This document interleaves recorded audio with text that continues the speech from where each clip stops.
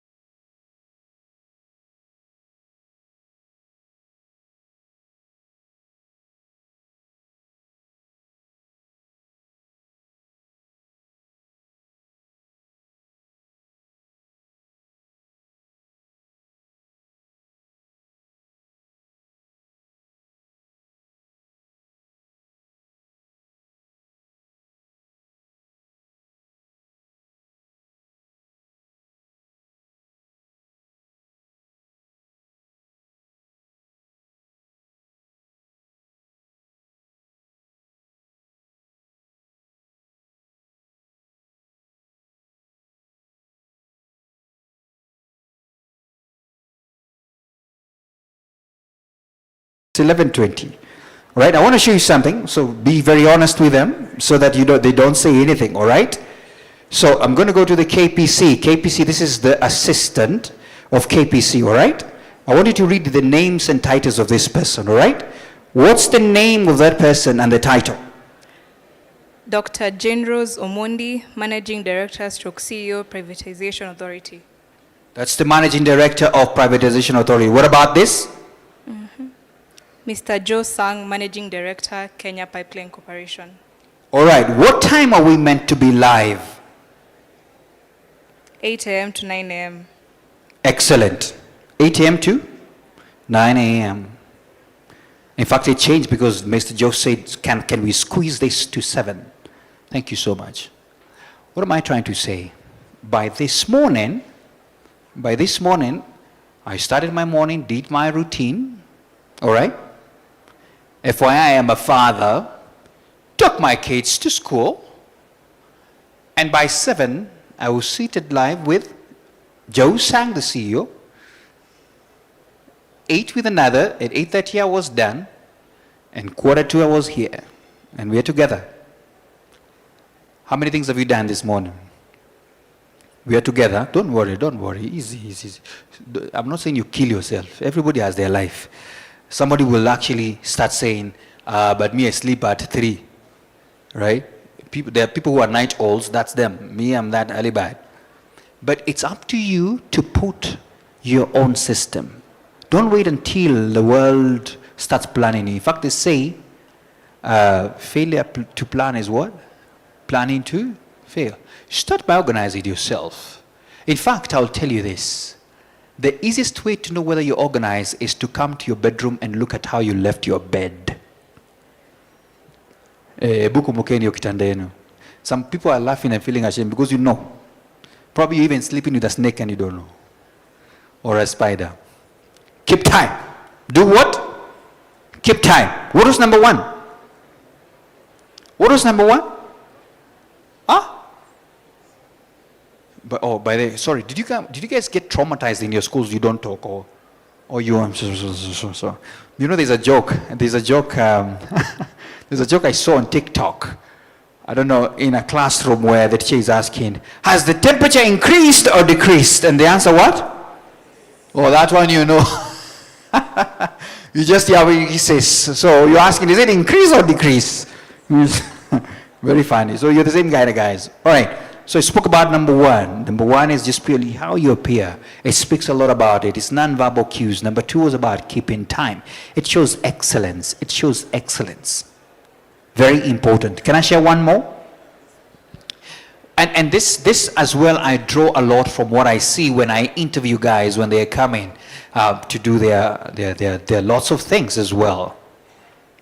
Learn how to ask quality questions. Are we together? Learn how to ask quality questions.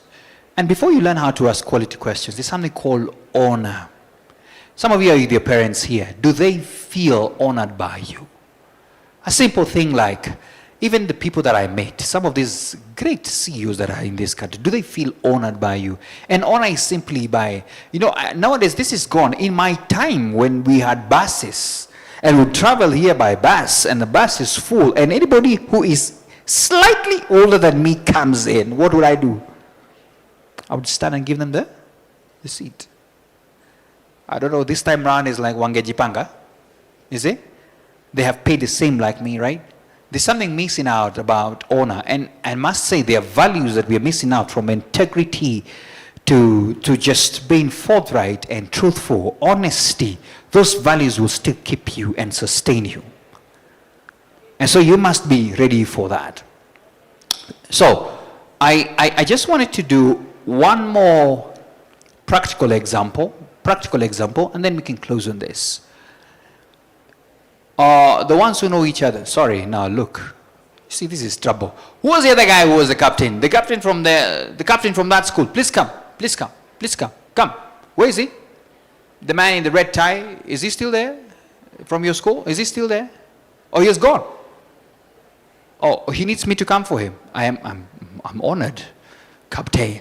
By the way, please come. Were you a school prefect, something like that? Come. Are you seated next? Ask the person seated next to you. I want a sample of a captain or so. These leaders who are very well spoken. Who else was a captain in their school?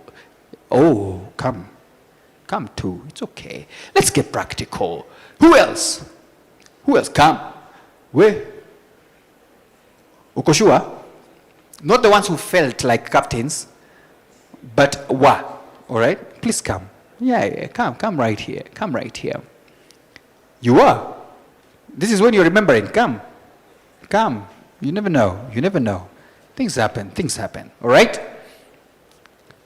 VP. Which school was this? Kisumu Boys. I know that school. It's right in the city center, right? Okay. Oh, there are so many. All right, that's enough now. After that lady, that's enough. Come closer. Right here. So I want us to introduce yourselves and assume you have very fast. Actually, let me pass the microphone.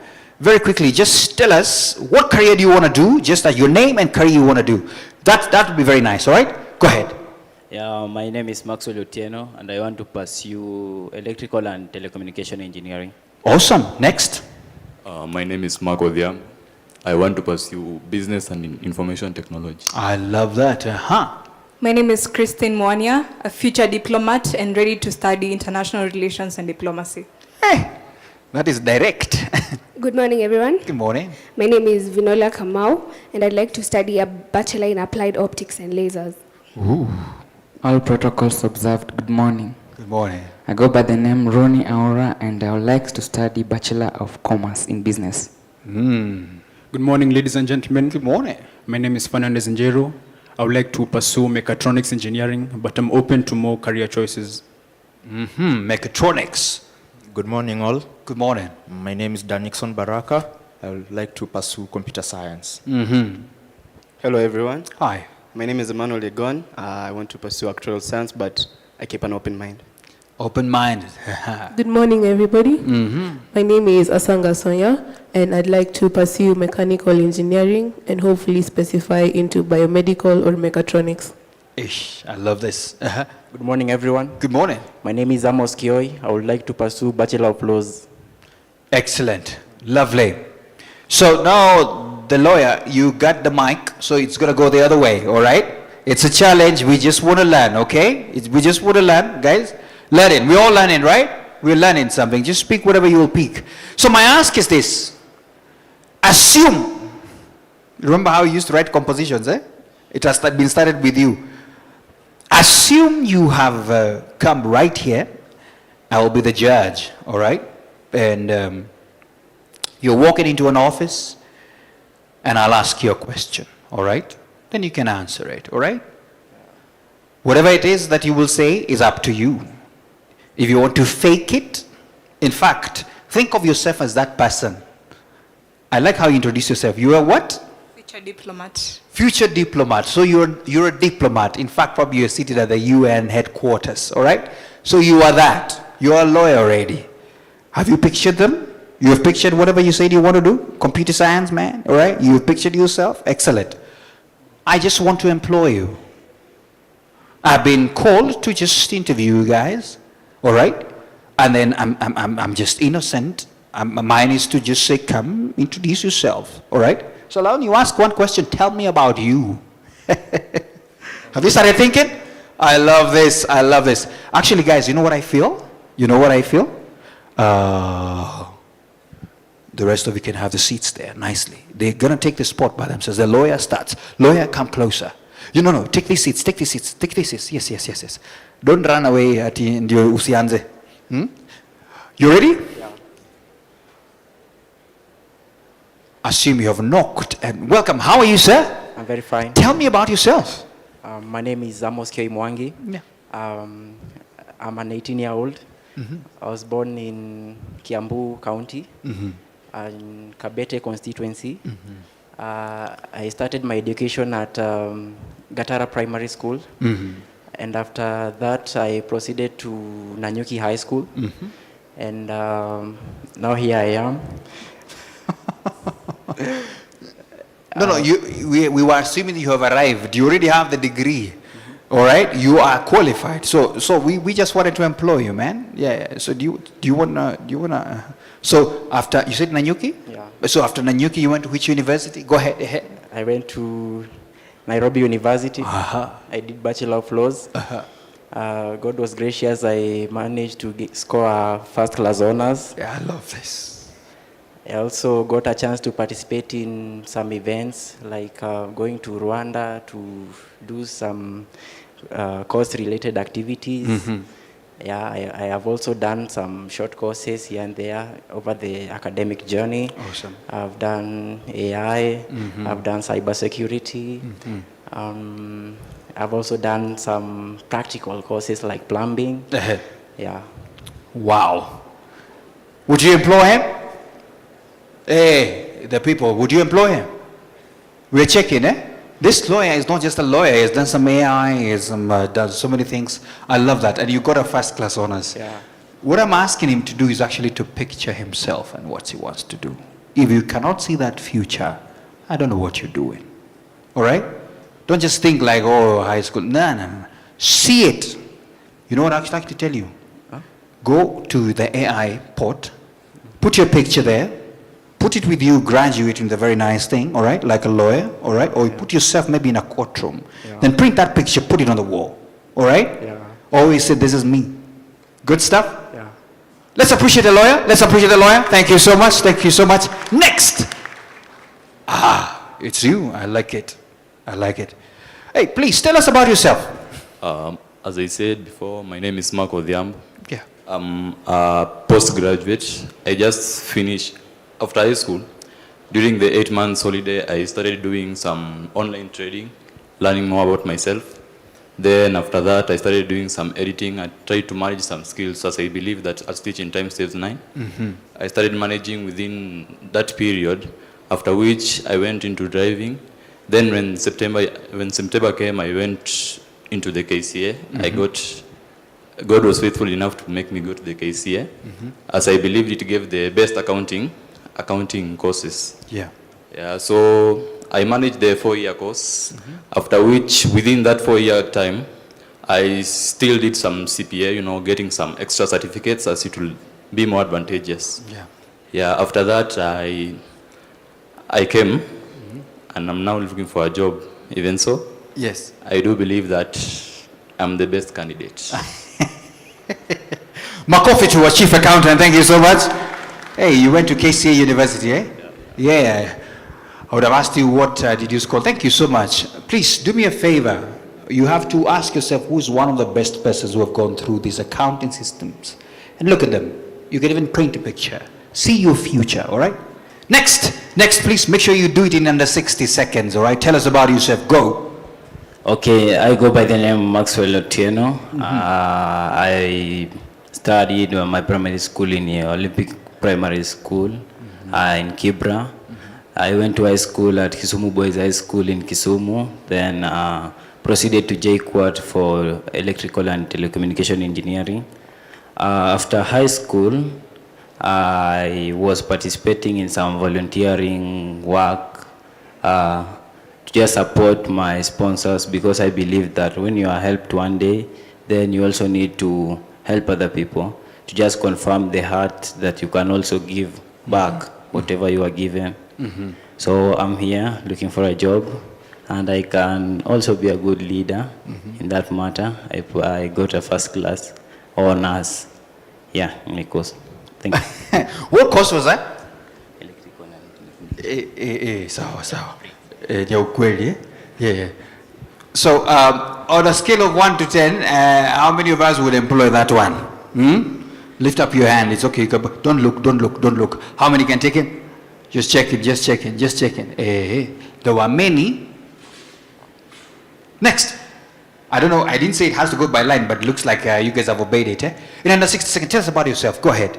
Okay, so as I said, my Yes. name is Danixon Baraka. Yes, Dennis. I did my KCSE in Kiamotogo Boys High School, located in Kirinyaga, where I scored superb. Then I went to the UON, where I did computer science and graduated from my master's with a distinction. I formerly worked at Safaricom company, as the head in the department of IT and ICT.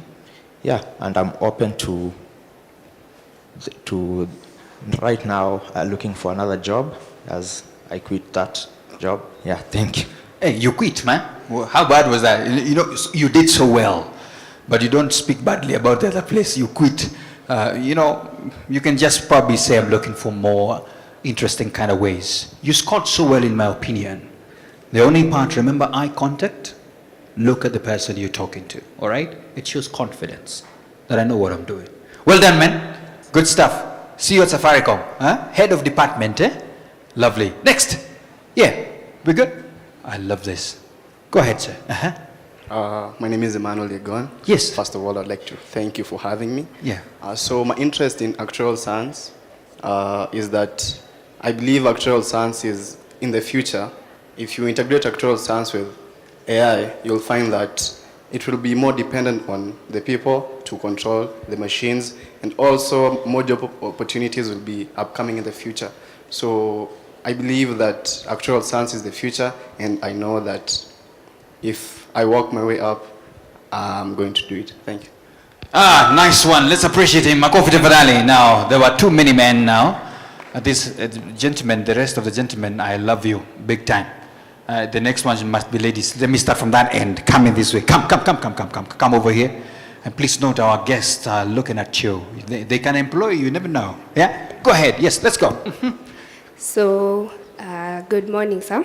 Good morning. My name is Purity Vinole Wangoi Kamau. Yes. And as my second name is very unique, you better believe that I'm very unique when it comes to the rest of the candidates. Yes. I went to Kabare Girls High School, where I was the deputy president and the CU chairlady. So you better believe that I am very confident, I have very many leadership skills, and I also did French, so you can believe I can represent you in different countries. I went to Multimedia University, where I did a bachelor's in applied optics and lasers. And I just like to say that I am very qualified for this job, and your company would be very lucky to have me. Thank you. Wow. Well done. Well done. Well done. Well done. Hey, that one is a leader. How many of us would take her immediately? Just checking, just checking. I love that. I love that. Some of you would not put your hands because you know if you came here, the things you would tell us. Excellent. Let me have, yes, please come over here. And today you have been shining, eh? Yes, well done, well done. Go ahead. Thank you. Good morning, sir. Good morning. My name is Christine Mwanya. I graduated from Pangani Girls School and went on to do a Bachelor in International Relations and Diplomacy. Immediately, I joined the UNDP as an intern and was able to scale up and join UN Women.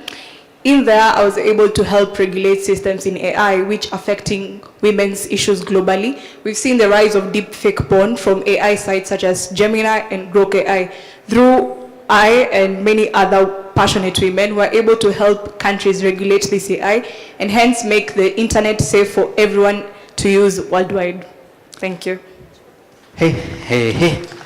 All right. Thank you so much. You may take your seats. My goodness. I'm curious now, who's your favorite diploma that you look up to and you're like, I want to be like this? Do you have one? Who? I have many, so let me say a female and a male. Yeah. The first one is the UN current Secretary General, Antonio Guterres. I love his passion for diplomacy and everything that he's doing. And the other one is, she's female, her name is Onya, I think, Kazakhstan. She's from Kazakhstan and she fights for women's rights. And due to how many women have been included in other sectors of the UN, and I'm really proud of her for doing that. All right. Thank you so much. Let's appreciate her. Thank you so much. Well done. I must give an opportunity to the other lady in the house. Please come. The other two gentlemen, we are together, right? Excellent. Let's go.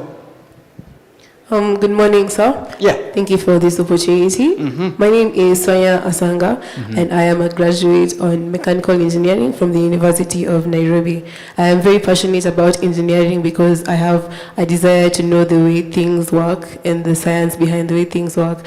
I believe I am suitable for this position because not only do I have the academic qualifications, but I've also learned a way to integrate the various developments in the world into my career, such as using AI. I have previously learned to use AI in skills such as making music and stuff like that. And I believe that the other skills that I have learned can be able to be integrated into this career so that I can be able to enhance it and even be an example to other people through my leadership skills and show that I can mentor other students in this position. Yeah. Wow. A round of applause to her. Thank you so much. I would take you as well. I don't know whether we're learning something out of it. Think of yourself in that position, because one day you will have to tell people why you need to sit in that seat. All right? Whatever it is, whether you're a plumber or whether you're a doctor, you will have to defend why you are. And you have worked so hard to do that. But are you ready? The challenge is, can you see your future now? If you cannot, if you're just playing games thinking I'm going to try, it will not give you the focus. So the lesson here is focus and see your future. Are we together? Focus and see your future. It even changes your prayer item. You start saying, you start thinking which offices to visit. As I said again, I remember the first time in my high school, my ex-can, what I did is that I walked to Nation Media Group personally. I didn't have any appointment, and I said, I think the top journalist then was Julie Gishuru. I don't know if you guys know her. And I remember saying at the entrance, I am here to see Julie Gishuru. My thought was to come and ask questions the way you're here to ask. And the person said, do you have an appointment? I said, no, but I had uniform. So they were a bit curious, this student. So they said, just hold on there. I think they went at the back, they called, there's a student here who wants to see you. I said, a student, a high school student. I said, yeah. They're like, okay, just let them in, let me see them. I have 2 minutes. And I went, and I couldn't believe someone is walking towards me. And they said, hi, how are you doing? I'm sorry, maybe I forgot we were supposed to meet. I said, no, I just wanted to meet you. They asked, for what reason? And I said, I see myself one day do this kind of work, and I wanted to hear your thoughts on it. She sat me down, served me a cup of tea, and gave me a few tips here and there, and from then we became friends. I was envisioning my future. Are we together? When you envision it, somehow doors open for that. And so, ladies and gentlemen, I want us to start officially our other part of the program.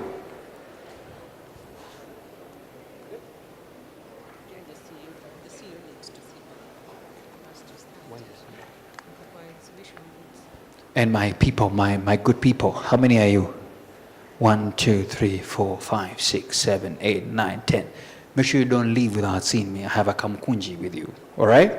Very good people. I love this. I love this. I love this. I love this. I love this. I know. Let's appreciate them with a clap. Thank you so much for bearing the pain of standing before people, doing all that kind of thing. Yes. Yeah. There are some already.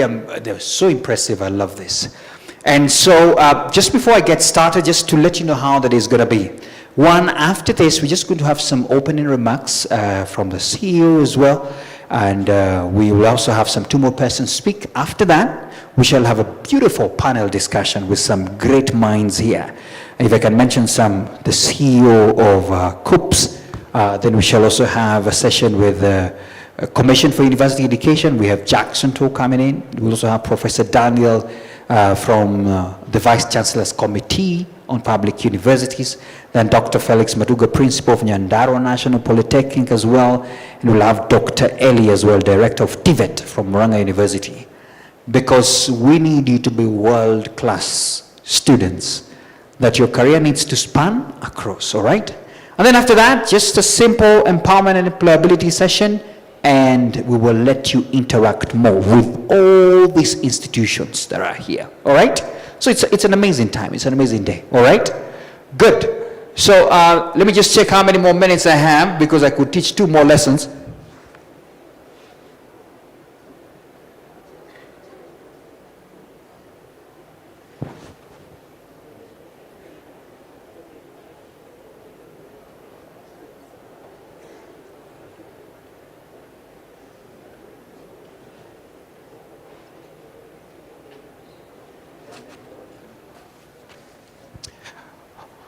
All right, thank you so much. And tech team, if you can be on standby and ready, I want to officially begin. So if you don't mind, could you kindly, all of us, please stand for a moment. You've been seated for some time. Please stand for a moment.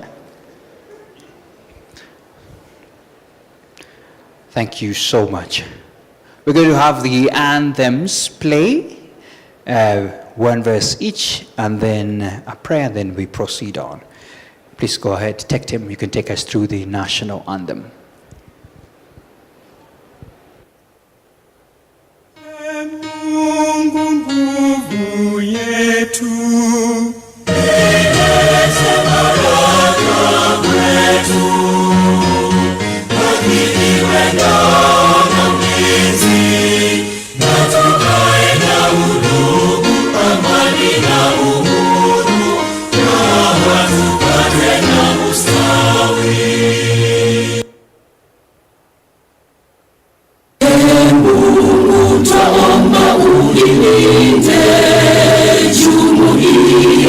Afrika Mashariki, tuwezeshe kuishi kwa amani, tutimize na malengo yetu.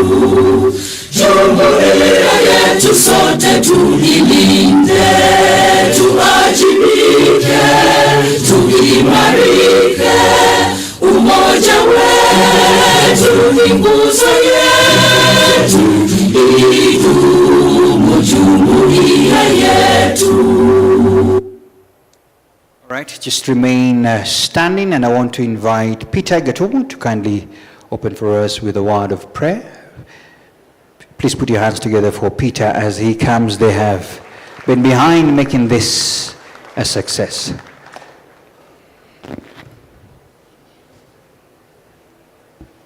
Let us believe and pray. Our Heavenly Father, we come before Thee to thank You this beautiful morning. It has taken Your mighty hand to fulfill what hopes and planned for. Lord, as we serve You through the blessing of Your work, may You remember our country, remember our citizens, so that they can benefit from the work we are doing, O Lord. Thank You, Father, as we start. May You start with us, O Lord. May Your Holy Spirit continue guiding us, and also the students who are visiting various stands. We cannot forget to thank You because of different institutions, O Lord. May You continue blessing everybody we see. As we start, O Lord, start with us. As we continue with us, O Lord.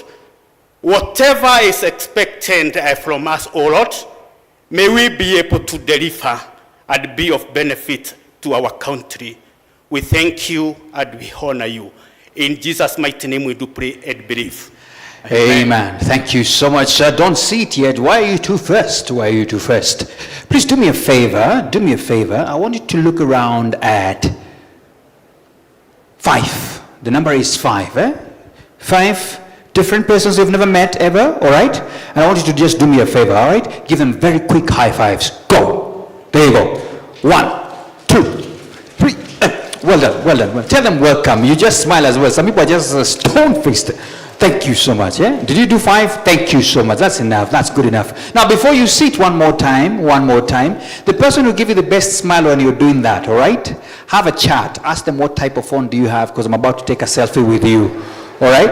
I'm about to take a selfie with you. All right? Take those selfies now.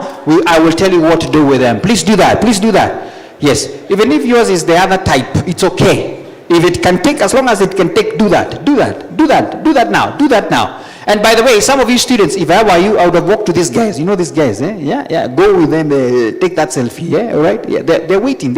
You walk. You know, I like that. I like that car. Are guys taking? I like that. Yes. All the other guys don't have phones, so what is it? Or you are afraid of removing it and? It might no. Take those selfies, because I have an award for the first people who will deal with it. All right? Thank you so much. Once you have done that, take your seats. I'll tell you what to do with them. Tech team, if you don't mind, I could have my slides up. I'd appreciate that. I would like you to Oh, excellent. Okay, later on. All right. I just wanted to see that slide that had the hashtags. If they could have worked, I'd have appreciated that. Thank you so much. I'll tell you what to do with that selfie. But for now, please put your hands together for Professor John Oluoch, the Director, Placement, Coordination and Career Development at KUCCPS. A round of applause to him. Professor John Oluoch. He will be coming over here to take us through a quick session, and then we shall proceed on that way.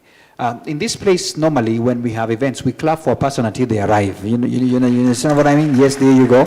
It makes it way better. Professor, I know you're ready to start.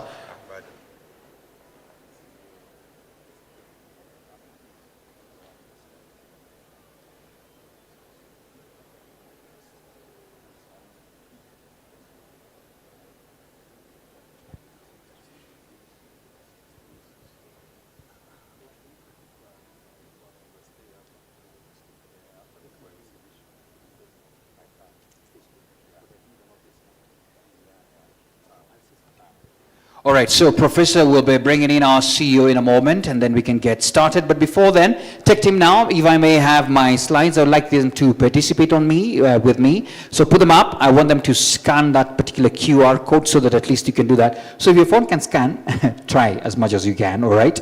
But if it can't, I know the Wi-Fi at KCC is free and open, right? So first of all, make sure you're connected to the Wi-Fi, all right, so that we can do what we can. That's the hashtag first. If you're asking what to do with that photo, that's the hashtag. Those are the hashtags I would like you to use. KUCCPS Career Expo 2026 and hashtag TUCO KICC. And another hashtag is Stories Are Careers. All right? Excellent. All right. Lovely. And I can see your guests are coming in, so we'll be proceeding on in a moment. But just use those hashtags. I'll be checking online, whether it's on X, wherever you are, whether it's on your Instagrams. Where else do you guys post? Even on TikTok, anything else, I'll be checking on those hashtags. You never know what will happen, all right? There you go. And so at this moment, ladies and gentlemen, even as you're doing that, I will now proceed on because our guest is right here. So please allow me to welcome Dr. Agnes Masi Wahome, the Chief Executive Officer of KUCCPS. A round of applause to her as she comes to welcome us. Karibu sana, Daktari. These young people, yes, any can do, but I think, yes, that still will work, so that we can be able to proceed on with this conversation and really appreciate what has been going on today. We have had a great time with the young people so far, and we can't wait as well to listen to you. Karibu sana, Daktari.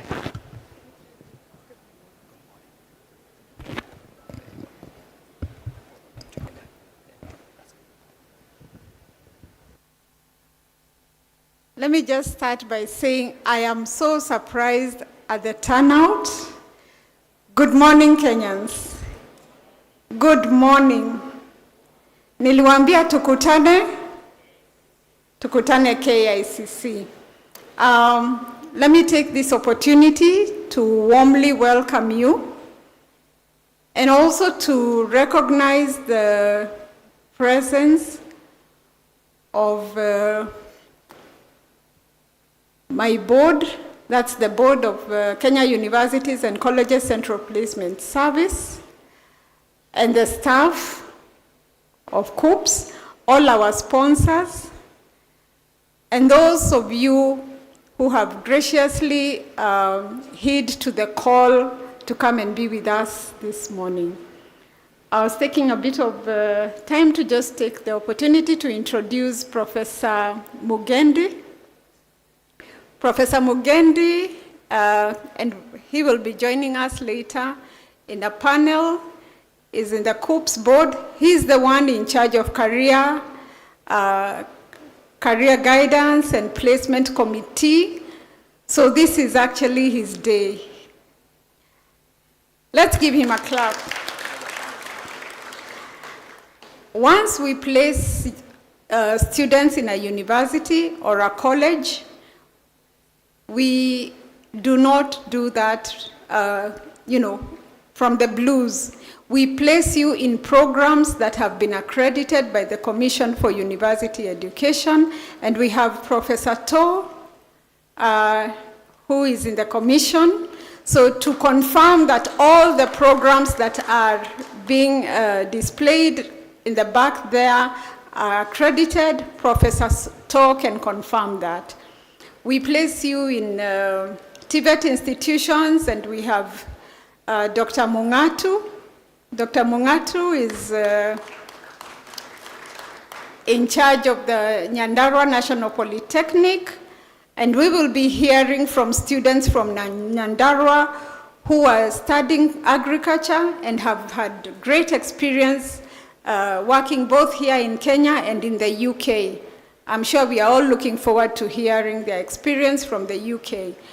We also have our director secondary, because as we place you, we have to work very closely with the Ministry of Education, the Directorate of Secondary Education, and we have Dr. William Sugut. Again, once you're placed, you go and look for the money. We tell you to apply for funding. So you apply for funding in 2 institutions. We have HELB, which is a loan, and we have the Universities Fund, which gives scholarships. So let us appreciate Dr. Wanyonyi. He's the CEO, Universities Fund. So they'll also be here, they'll take us through to understand how do you apply for a scholarship, who qualifies for a scholarship. So we are looking at 3 days of great engagement. And again, when you get your loan, we expect you to use the money well. And we have our financial advisors, our partner, the Cooperative Bank, Mr. Nono, and a Gen Z who is in charge of the youth at the bank, Mr. Gishora. So they will be engaging with us so that we are able to see. Now you can see the whole, the whole continuum. Let me also appreciate the KUCCPS staff. Kindly, KUCCPS staff, where you are, please stand up. Kindly. Yes, let's give a clap to that great team. That is the team that supports you. When you're in school, they come and give you career guidance. When you call us, their lines are 24 hours. And when you get your placement, these are the brains behind the machine that runs to get you placed. They will also be engaging with us in the 3 days. So if you have a question on the placement process, career guidance, if you're a teacher and you feel you want us to come to your school, the ladies and gentlemen in white shirts and maroon strips, please get in touch with them. Thank you, my colleagues. So this morning, we were hoping to be joined by the Cabinet Secretary, but because of other engagements, he had to excuse himself, but the ministry is here in full force. Our PS, Dr. Beatrice Inyangala, the Principal Secretary, State Department for Higher Education, will be joining us.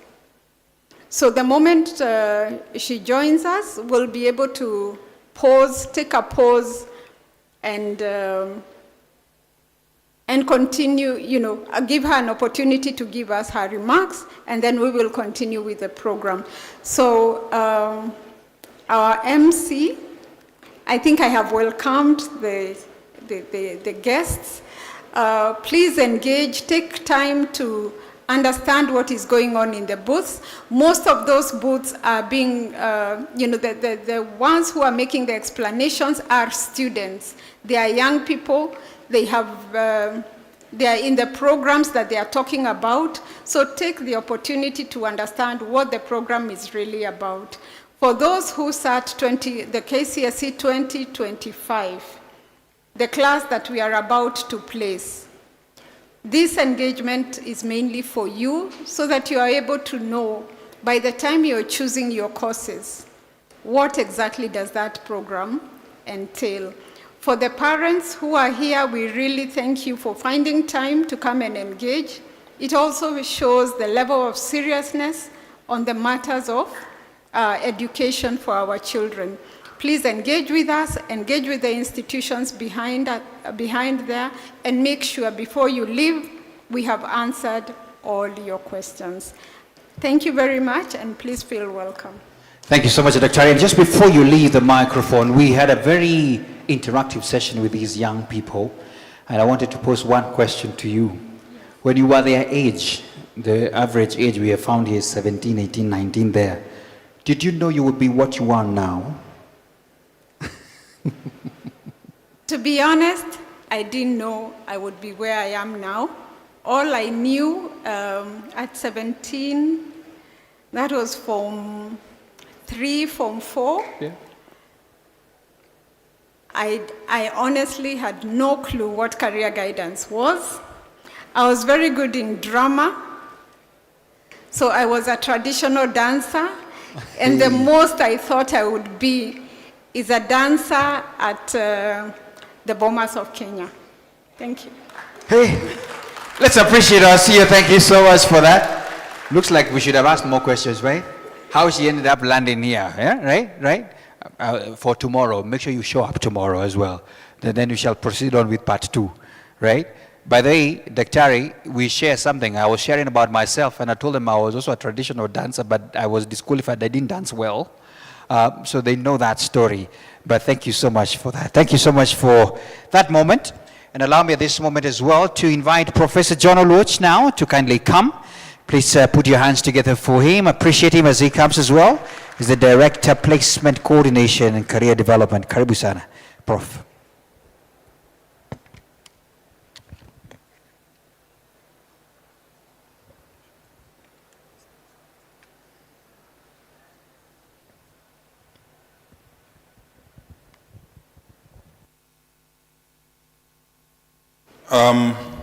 Good afternoon. We are very happy to have you in this first National Career Conference and Exhibition. And I'm going to make a presentation on career guidance and student placement. We are happy that in this meeting we have parents, teachers, students, scholars, and everybody else that is very useful in this sector. As KUCCPS, we have a mandate to execute to the country. And among other things, we coordinate placement of students to universities, to colleges, and to TVET institutions. There are so many of them. The total number of institutions where we conduct placement is about 500.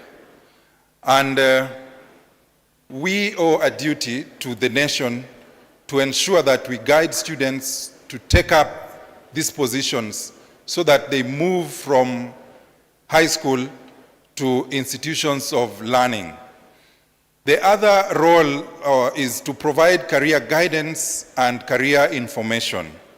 Part of the need for creating this activity today is to get all of us an opportunity to have a conversation on career guidance and career information. And the people who are exhibiting in the tents, the institutions, universities, colleges, sister agencies, and so on, are about giving information on what we need insofar as our careers are concerned. Then we also promote equity, we promote access, transparency in placement and career guidance, among other things. So, why does career guidance matter in the first place? Perhaps that question will be answered in the 3 days that we'll be here. But then it's also answered by the fact that we felt that there was need to have a national conference on career matters. So Career guidance is very important because it helps learners to make informed career choices. There are many careers and many programs and courses in our universities and colleges and so on and so forth. And at the end of the day, a student would only choose one, which they apply for and are placed into and study. In TVET alone, we have close to about 17,000 different programs at the levels of artisan, craft, and diploma. What we now call in the modularized approach, level 6, level 5, and level 4. In the universities, we have close to 2,300 and still counting different programs. In KMTC, we have about 33 different programs, in TTCs and so on and so forth. So for a student to get information on the most important or the most valuable career for them, it is important that they are exposed to career guidance information, such as this one, so that they are able to make informed career choices. Many times we think that we want to do what other people are doing or what other people have done, not understanding that we have our own unique attributes, unique abilities, unique interests, unique ambitions, and so on and so forth. And so it is important that we expose you to good career guidance so that you can make informed career choices. The other reason why we do this is so that it reduces mismatch and dropouts. Sometimes we have situations where we place students to a program that they chose, but then going forward, maybe first year, second year, they say now they want to move to something else.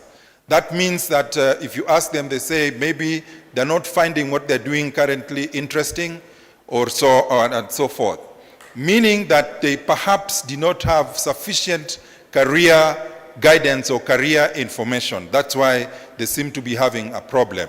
And so to reduce that, because whatever time that you have covered as a student in college costs you money, it costs you time and other resources. So to reduce wastage of time and wastage of money, we want to offer effective career guidance so that you move on from the beginning to the end with your program of choice. And we don't have people dropping out of college because they are bored or because they cannot continue any longer with what they chose and what they started with. And also in enhancement of employability and productivity. Being a student or being in college is just a seasonal period, just a few years. Courses in the university that go to 5 years or 6 years, 4 years, TVET institutions 3 years, 2 years, and even 1 year. So it is just within a short time that you are required to be in college before you move into the labor market and also make your fair share of contribution in the socio-economic development of your country. So we want to effectively offer career guidance so that we enhance employability skills of the students who are undergoing training and make them more productive in the economic development of our country, Kenya. Career guidance has changed over time, and the whole has different demographics. There are those of you who will tell you that they never heard of career guidance throughout their schooling period. Others will tell you that they heard of career guidance for the first time in Form 4. But the students of today will tell you that they have had career guidance information maybe from Form 1 coming up. And now that we have got into senior school, grade 10, some have also started experiencing career information even at grade 10. So in the 21st century, there's been a lot of movement and dynamics in terms of labor market, what kind of employees, what kind of skills, what kind of capabilities do we require in the 21st century? And what kind of career guidance information, how are we pointing our students to the right training, to the right courses, to the right institutions, and to the right careers so that they can fit into the demands of the 21st century labor market, so that they are ready, they are plug and play when they graduate from their courses and get into the job market without being referred to as half-baked or incompetent in any way. There are emerging skills that are currently, coming up every day, emerging careers. Every time we are retooling, even those who had taken some careers and graduated recently or years back are having to find time to retool themselves so that they can fit into the emerging careers and the emerging skill sets for this century. We are talking of AI, we are talking of very many things in the ICT sector, we are talking of, robotics, we are talking of so many things, fintech and stuff. So technology driven career paths give us the opportunity to look at what the market needs, what the labor needs, what human interaction skills are required, so that we are able to give students good pointing, good career information as they move into the labor market and as they leave high school and join the institutions of training, that is universities and colleges. Now, about the framework of career guidance. First and foremost, it is important that you know who you are. Self-awareness. Because different careers require different traits, different strengths, different abilities, and so on. And so, if you just move into a career, either because you heard about it, or because your friend or your parents want you to take that career, without knowing who you are, the kind of person that you are, in terms of your likings, in terms of your interests, in terms of your abilities and so on, then that would be an exercise in futility. When we are doing career guidance, we get to a point where we help students to self-diagnose. We train their teachers to help to understand them so that they can deploy their interests, their abilities to what excites them when they are making their choices for career progression. Academic ability assessment. Of course, like we all know, different programs require different levels of academic achievement. That is the KCSE performance. And so we need to give students that knowledge. What subjects? That is why we are starting early in Form 1. And again, even as we have moved to grade 10, we already are in those senior schools offering career guidance to grade 10 candidates. And why is this important? It is important because sometimes you need to know that there are certain careers that require certain subjects. And if you know that, if you have that information early enough, then as you are selecting your subjects, as you are thinking about your pathways, then you can lean towards the subjects that will drive you towards the career or profession of your desire.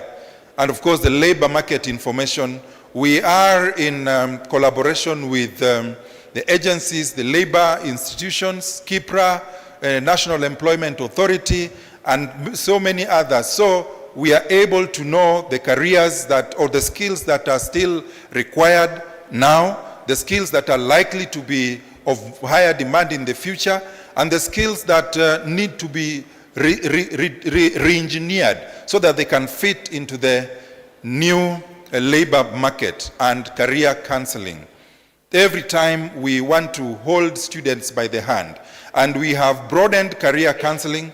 We offer career guidance to students. We offer career guidance information to teachers who are in charge of careers in the respective schools. We offer career guidance information to parents through our parental engagement and empowerment programs, and we also offer career guidance information to members of the boards of management or boards of governance of institutions, so that it is a wholesome journey that involves all the players and all the participants that are involved. At the end of the day, our idea is to make the student be more aware of themselves, more aware of the opportunities that lie ahead of them, and more aware of what the labor market demands, so that they can pick what is going to be beneficial to them. The students' placement process, and this happens after we have received the results from the Kenya National Examinations Council. We coordinate with the Commission for University Education. We coordinate with the universities and the technical training institutions, TVET institutions, and so on. And we prepare on how we are going to conduct the placement in a placement cycle. And so, there are many things that are taken into consideration. The Kenya Certificate of Secondary Education Performance Analysis, that is merit. We have students, all of them, who have done the KCSE, and we have the results for all of them. And so we provide for a platform through which a student can get into the system and select what they can apply for based on their interest and ability, and again based on their performance, which we are calling merit. And the issue of merit is used even when we are filling the capacities that have been declared, because each and every program has a maximum capacity that is set by the regulator. We cannot admit more students into a program than the approved capacity by the regulator. So the issue of merit is important, and that's why we tell students who are in school to continuously work hard, to improve on their grades, to improve on their scores, so that they have higher chances of getting to those very marketable or popular programs. So merit is important. Then your preferences. I'm sure sometimes you have heard of a student saying that they have placed me into a program I didn't apply. That cannot be the case. We place students to programs that they themselves have applied. And that's why it is important that you have good or sound career guidance or sound career information before you submit your application.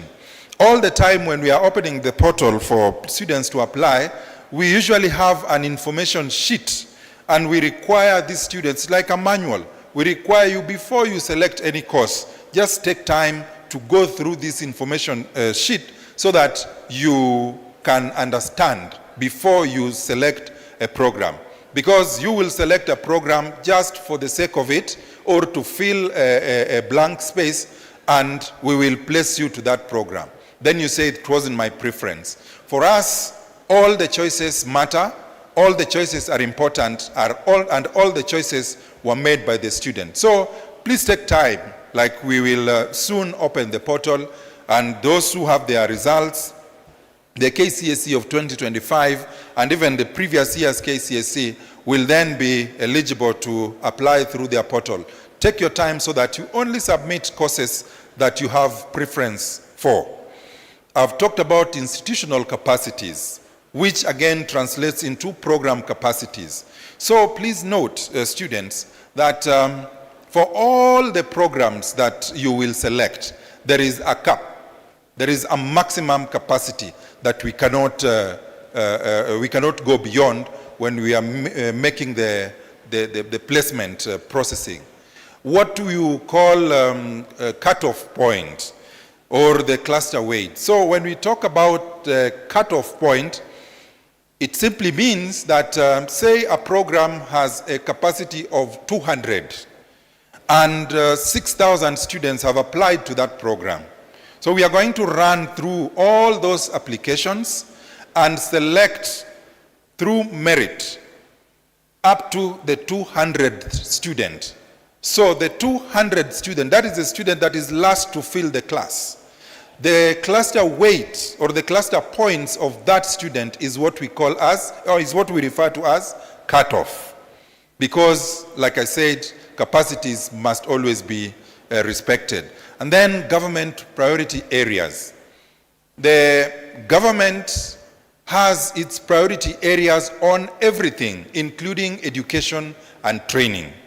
And so we have the bottom-up economic transformation agenda, and we have aligned courses in all the areas of bottom-up economic transformation agenda, whether it is in the line of agriculture, or in the line of housing, or in the line of creative economy, or in the line of health, or in the line of housing and micro and small enterprises. All of those government priority areas have programs that are aligned to them.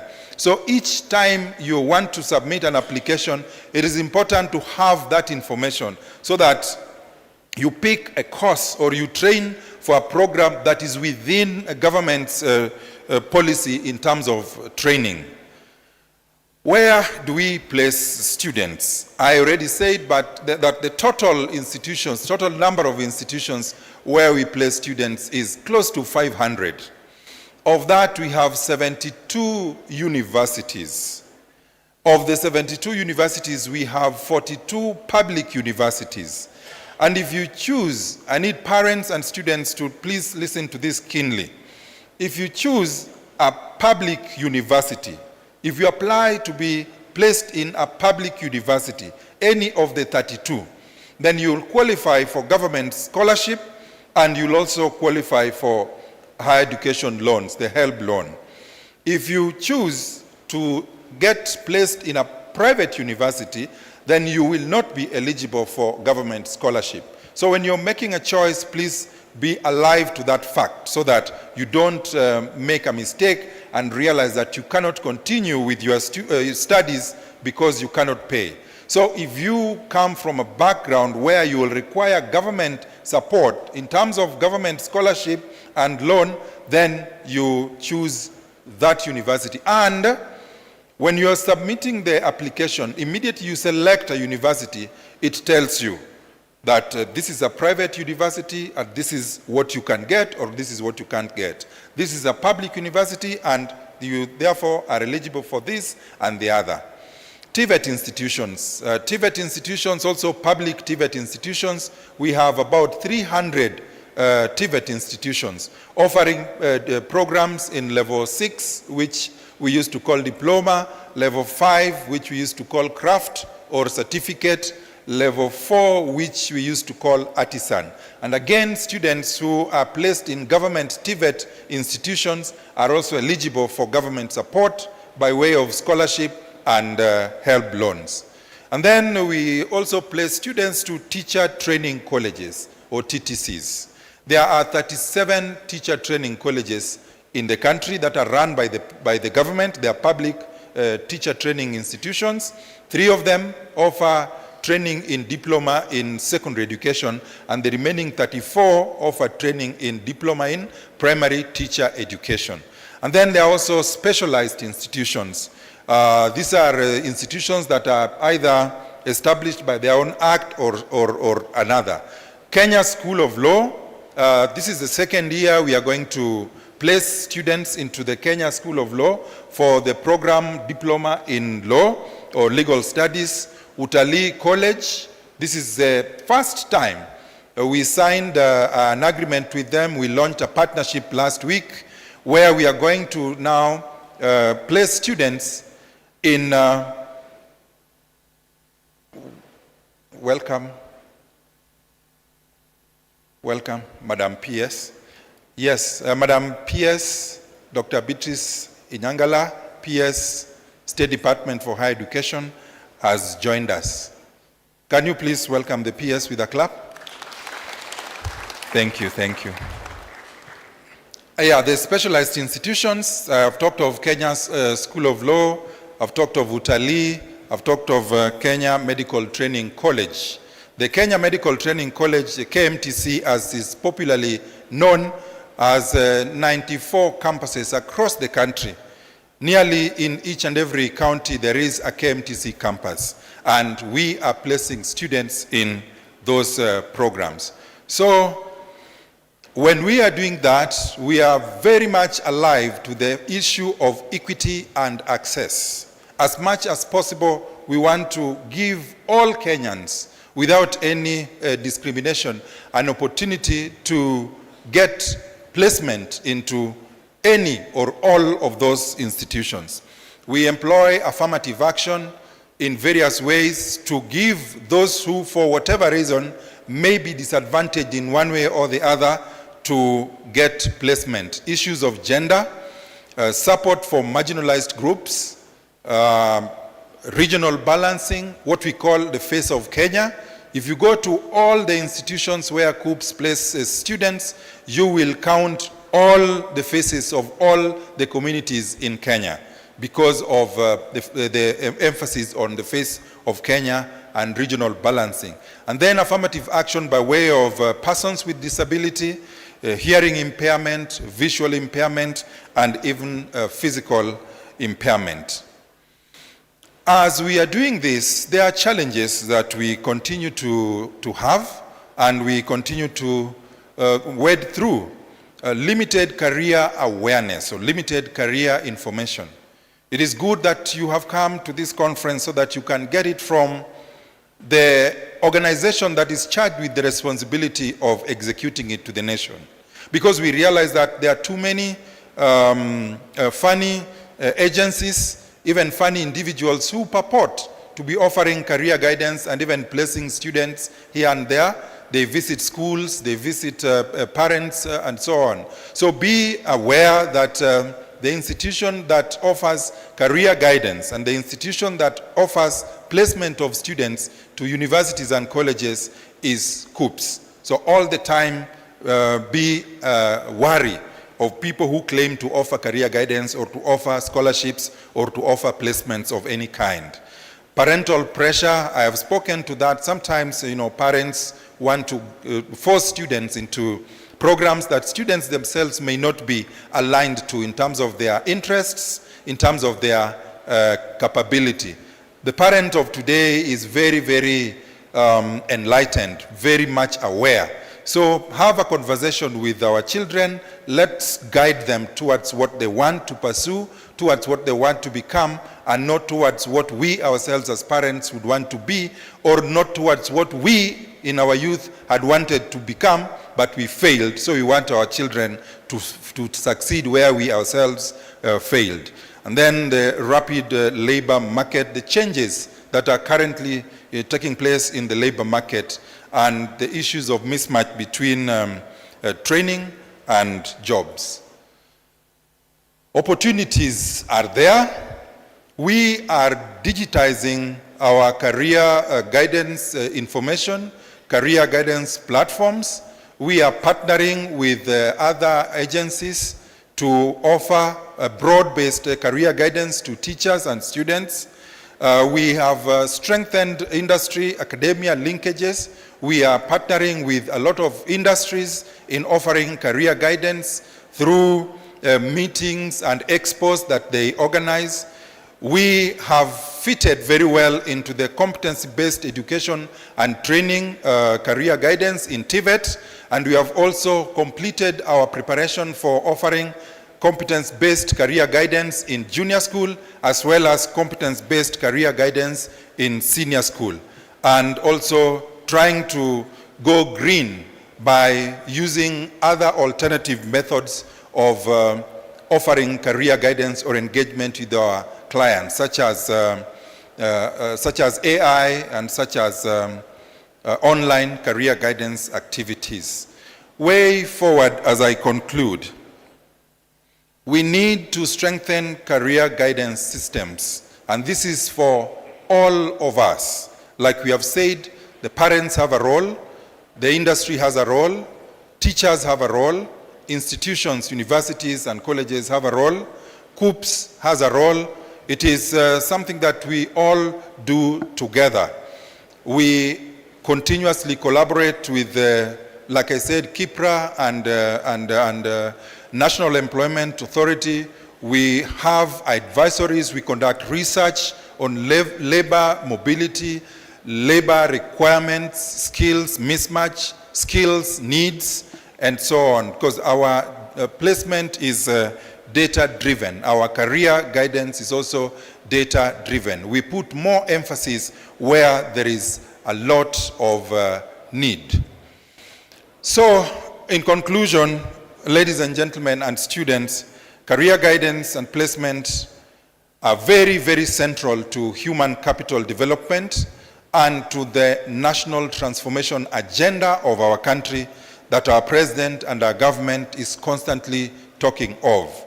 We want to continue to have this conversation, and we will take it forward so that we don't drop the ball. We want to have students moving into universities and colleges, pursuing programs that they are interested in, that they enjoy doing, so that they graduate when they are able, when they are resourced, when they are skilled, and when they have the positive attitude to go into the labor market and contribute their fair share of national economic development. Thank you very much.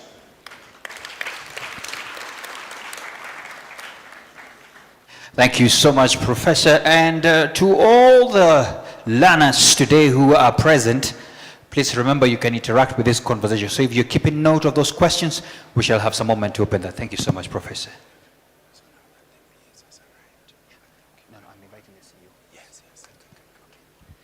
Excellent. The professor just told me that he likes what I'm doing and will buy me lunch. Thank you so much. Excellent. Asante sana. Let's appreciate him one more time. Asante sana. Thank you for that moment. Asante. Madam PS, it's good to see you and welcome. But at this moment, allow me to invite our CEO to kindly come and officially as well invite us and tell us what's next. A round of applause to see as she comes back. Thank you so much. And while you're away, Madam PS, we got to learn that our CEO never thought she would be CEO when she was 17, 18. It would be interesting for us to know as well whether you thought you would be PS at that age. But karibu sana, karibu sana. Go ahead, karibu.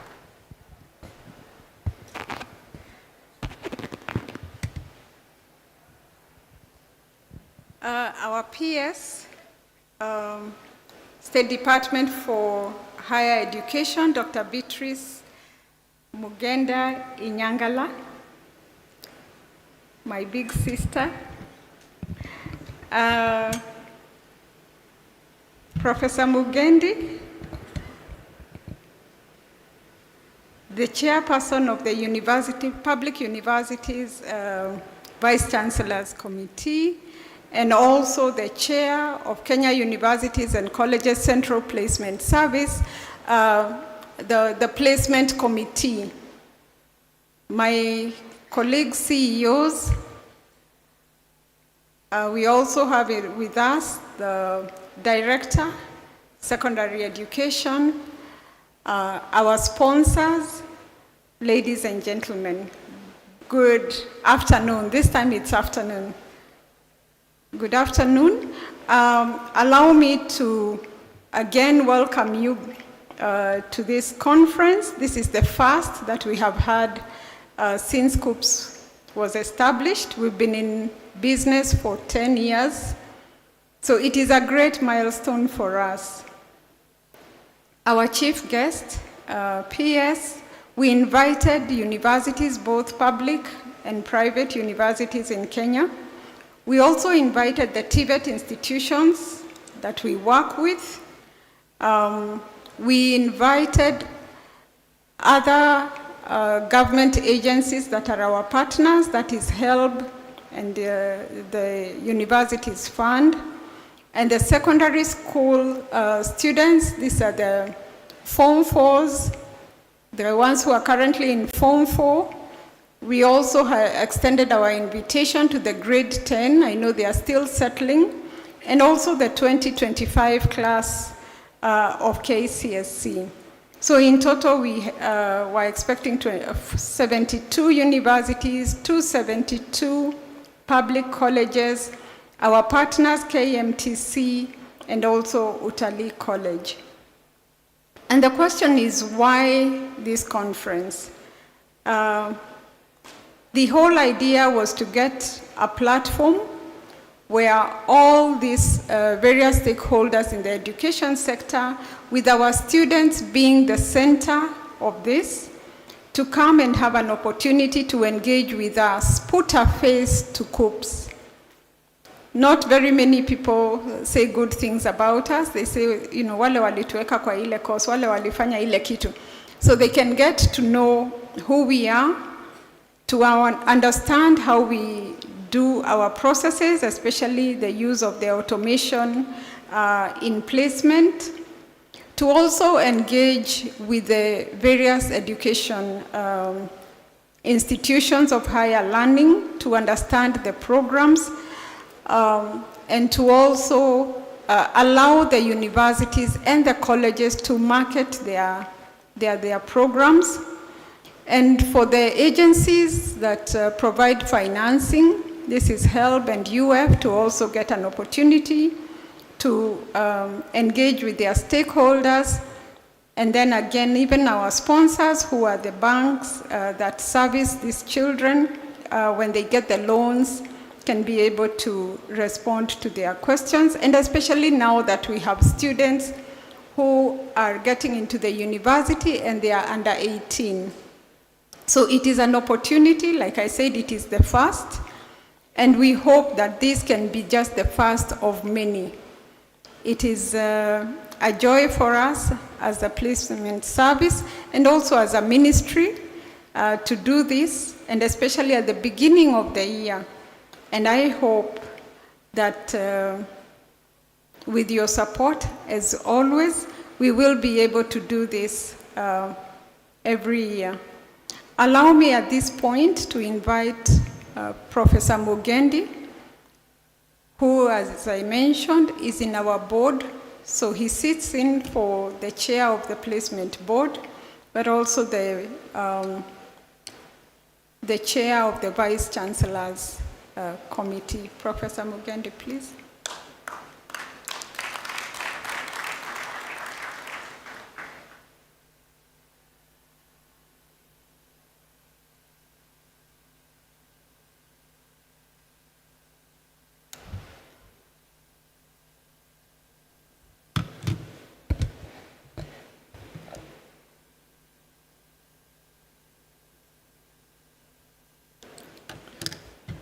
Good afternoon.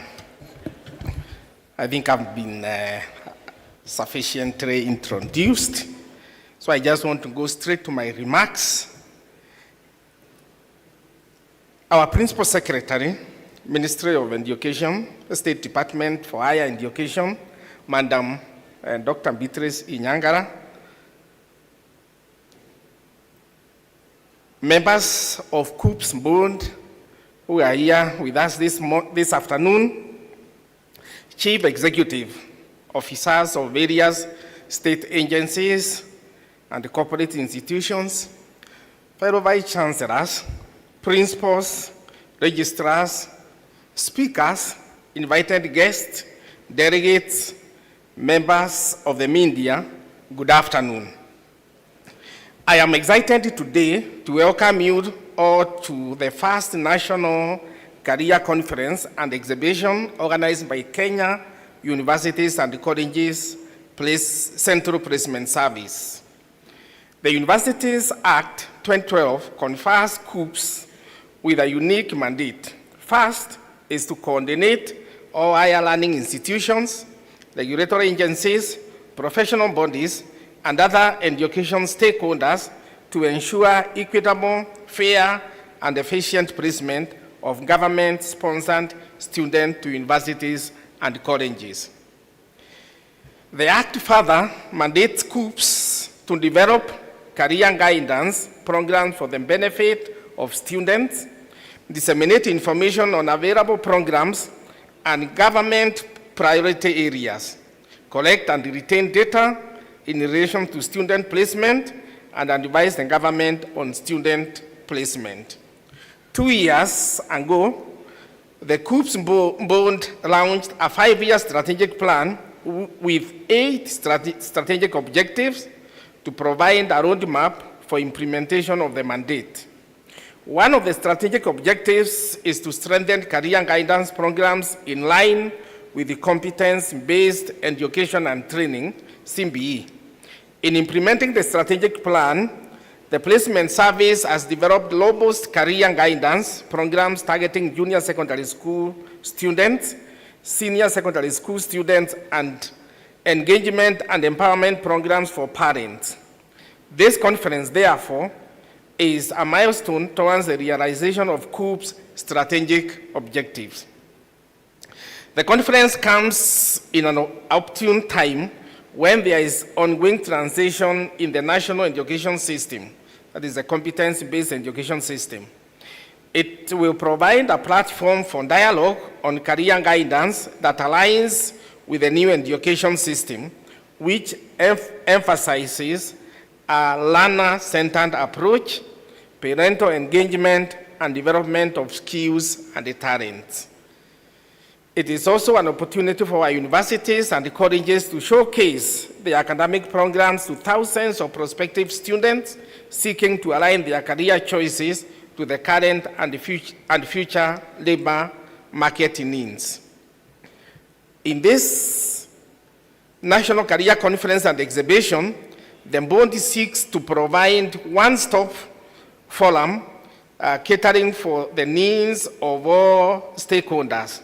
This will be an annual event that will be convened to enable KUCCPS pursue its mission to provide effective and efficient placement and career guidance services to students from globally competitive human capital and sustainable socio-economic development in Kenya. I take this opportunity on behalf of KUCCPS Board to thank the Ministry of Education for its support and guidance towards organizing this event. Finally, and most sincerely, I wish to thank our platinum sponsors, Higher Education Loans Board, Universities Fund, and the Cooperative Bank for their invaluable partnership. In addition, the board is grateful to the following sponsors: the Commission for University Education, Tinderet Barakatun Mountain Land, Amref International University, Multimedia University of Kenya, Karatina University, CASNEP, Clarkson Insurance, Kirinyaga University, Daystar University, Britam Insurance, and Media Council of Kenya. I wish all participants successful and engaging conference and exhibition. Thank you very much, and God bless you. It is now my pleasure to invite our PS, Madam Beatrice Muganda Inyangaras, to come and speak to us and open the conference officially for us.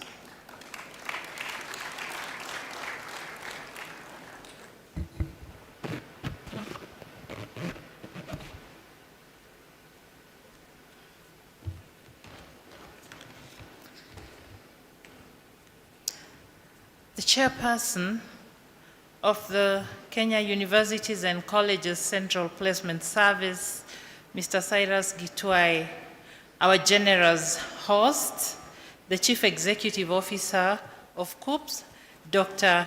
Agnes Wahome, the chairperson of the Vice Chancellor's Committee and the KUCCPS Chair of Placement Committee, Professor Daniel Mugendi, distinguished Vice Chancellors and Principals, CEOs here present, speakers, sponsors, the private sector, students, teaching staff, parents, members of the Fourth Estate, good afternoon.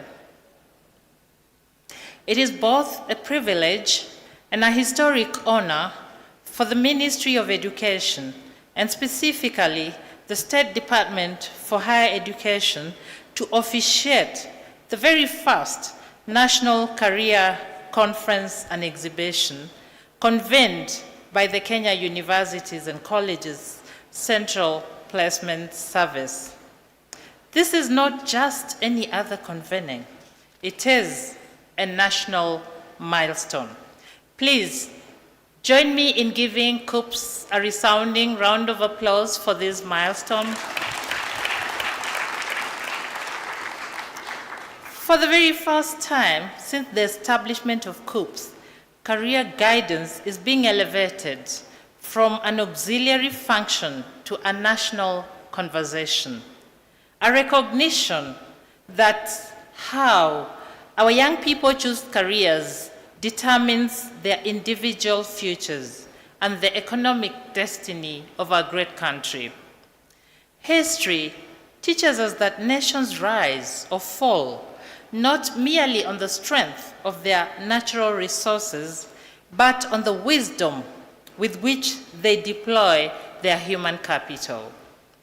From the Industrial Revolution to the digital age, societies that align education with economic reality surged ahead. Those that did not were left behind. One of the core statutory mandates of KUCCPS is the development and coordination of career guidance programs. This conference is therefore not incidental. It is a mission, and it is a critical mission. I commend the board and management of KUCCPS for the foresight, courage, and coordination required to bring this vision to life. Today, we embrace career guidance as a vehicle for nurturing the dreams of our young ones. And I see our young ones here full of expectation, looking forward to becoming the future pilots, the future engineers, doctors, and all that we require to push our nation forward. Your journey gets consolidated in this conference. You are in the right place. Please give our young ones a round of applause. Career guidance is not about telling students what to do. It is about equipping them to decide wisely. It is about transforming aspiration into strategy. It's about ensuring that talent does not wander blindly, but is channeled deliberately into sectors that build the economy from the bottom up, from artisans and technologists to engineers, teachers, researchers, innovators, and entrepreneurs. And I was asked to say whether I ever imagined that I would be a PS. Not exactly a PS, but I always knew that I would do something big for our country, something that would transform lives. And so when this opportunity came, I said, God, help me to touch lives just the way I envisioned. But there's one thing that I did.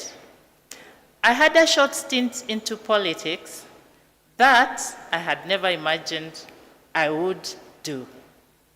So don't limit yourselves. The sky is always the limit, but the journey begins here. Distinguished ladies and gentlemen, allow me to anchor this discussion in a simple truth supported by data. According to recent labor market analysis, employers simultaneously report persistent skills gaps, pointing to a paradox of jobs without graduates and, at the same time, graduates without jobs in certain fields. This mismatch tells a story of misalignment of our programs, careers, and jobs. And this misalignment has brought about a mismatch that contributes to a great deal to the high youth unemployment. As government, we are dealing decisively with the problem of youth unemployment.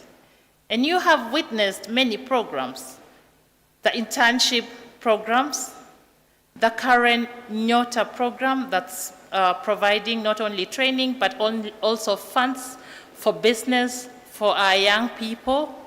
There are bilateral labor agreements that are providing kazi maju, there's kazi mitandaoni, but these come at the end of the pipeline. But in the course of the pipeline, where it's most critical to align careers to jobs, we have our very own KUCCPS. And in this regard, I want to commend KUCCPS for making a very positive contribution towards addressing this crisis in the pipeline. And this brings me to the objectives of this inaugural National Career Conference and Exhibition. These objectives are timely, strategic, and transformative. First, we are working together to provide a national platform for universities and colleges to showcase different academic programs, innovations, and pathways available to our youth. And then, we are convening career guidance teachers, scholars, policymakers, and industry leaders in an honest dialogue on matching education and training with current and future labor market needs. And to institutionalize this conference as an annual one-stop national reference point for career guidance and advisory services. This is powerful, and we shall fully support this initiative to institutionalize this conference as an annual convening. The theme of this year's conference is Informed Career Choices, a Skilled and Competitive Workforce. And this could not have been more relevant. It speaks directly to the government's bottom-up economic transformation agenda, which recognizes that sustainable growth is not built from boardrooms alone, but from the skills, productivity, and ingenuity of ordinary citizens. A skilled workforce is not an abstract goal. It is the engine of manufacturing. It is the backbone of universal healthcare. It is the driver of food security. It is the foundation of innovations, exports, and competitiveness. As the American economist Paul Krugman famously observed, productivity isn't everything, but in the long run, it is almost everything. Productivity begins with the right skills, chosen early, nurtured deliberately, and applied purposefully. This conference brings together 38 public and private universities and 24 TVET institutions. All of them are showcasing programs, innovations, and opportunities designed to meet Kenya's development needs. KCSE class of 2025, are you here? And the class of 2026, are you here? This is for you. Your grades open doors, but your choices determine how far you will walk through those grades. Take advantage of this forum, ask questions, listen wisely, reflect deeply, attend in person, or follow the sessions online. The decision you make today will echo for decades where you sit, where you live, how you bring up your family, and what you contribute to the community and to this country. Permit me a very brief lesson on the ant and the grasshopper. The grasshopper sings through the summer, enjoying, while the ant prepares quietly for winter.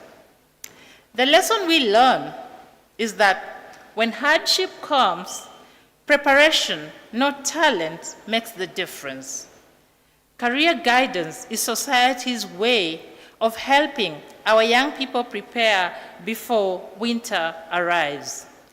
It is how we ensure that enthusiasm is matched with foresight and ambition with realism.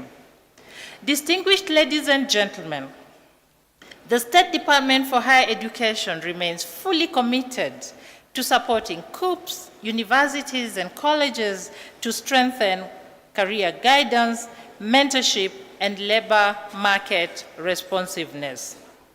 We are working to ensure that higher education does not simply produce graduates, but produces graduates who are employable, adaptable, and globally competitive. When education is aligned, economies grow. When skills are relevant, productivity rises. And when young people are well guided, nations prosper. In conclusion, distinguished ladies and gentlemen, I sincerely thank the universities and colleges that have responded to the call to participate in this landmark forum. I commend KUCCPS for organizing this 3-day national engagement, and I thank all of you participants for investing your time in shaping the future of Kenya's workforce. I assure you that the deliberations that we will be having here today will bear lasting fruits for the young ones and for our great country. And to each of you young ones here, you will take us to Singapore. The decision you make today will take us there.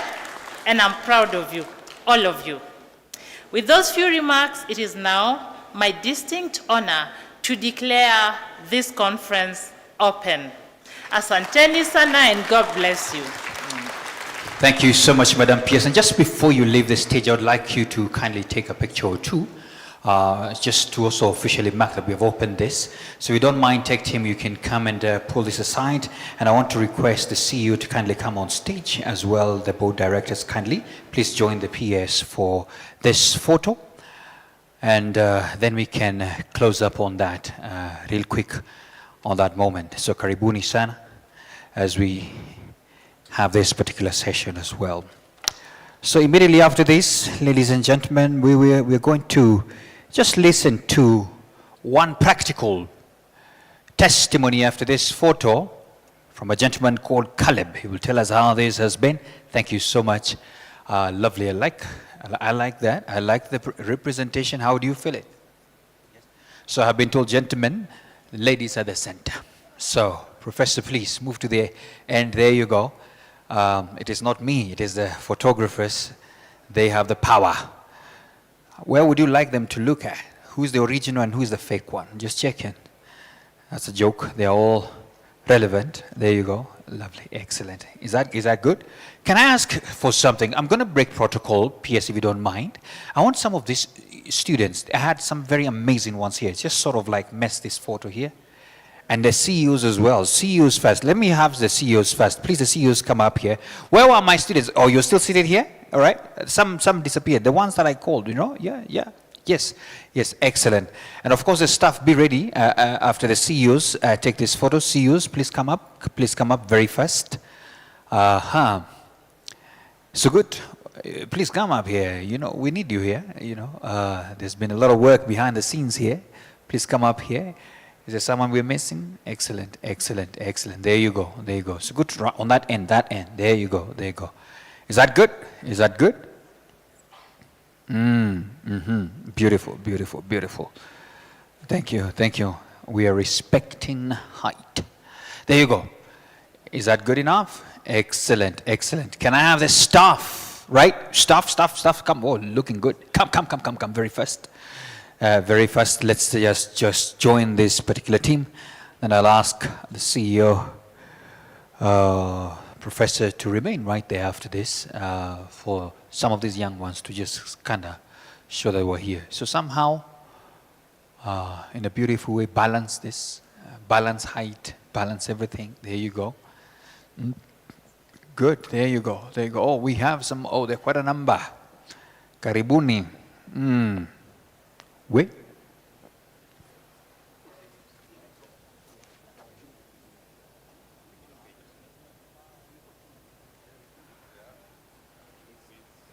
All right, so I've been requested to use my professionalism. So the staff that have just come, especially the ones who are coming, pose, don't come up.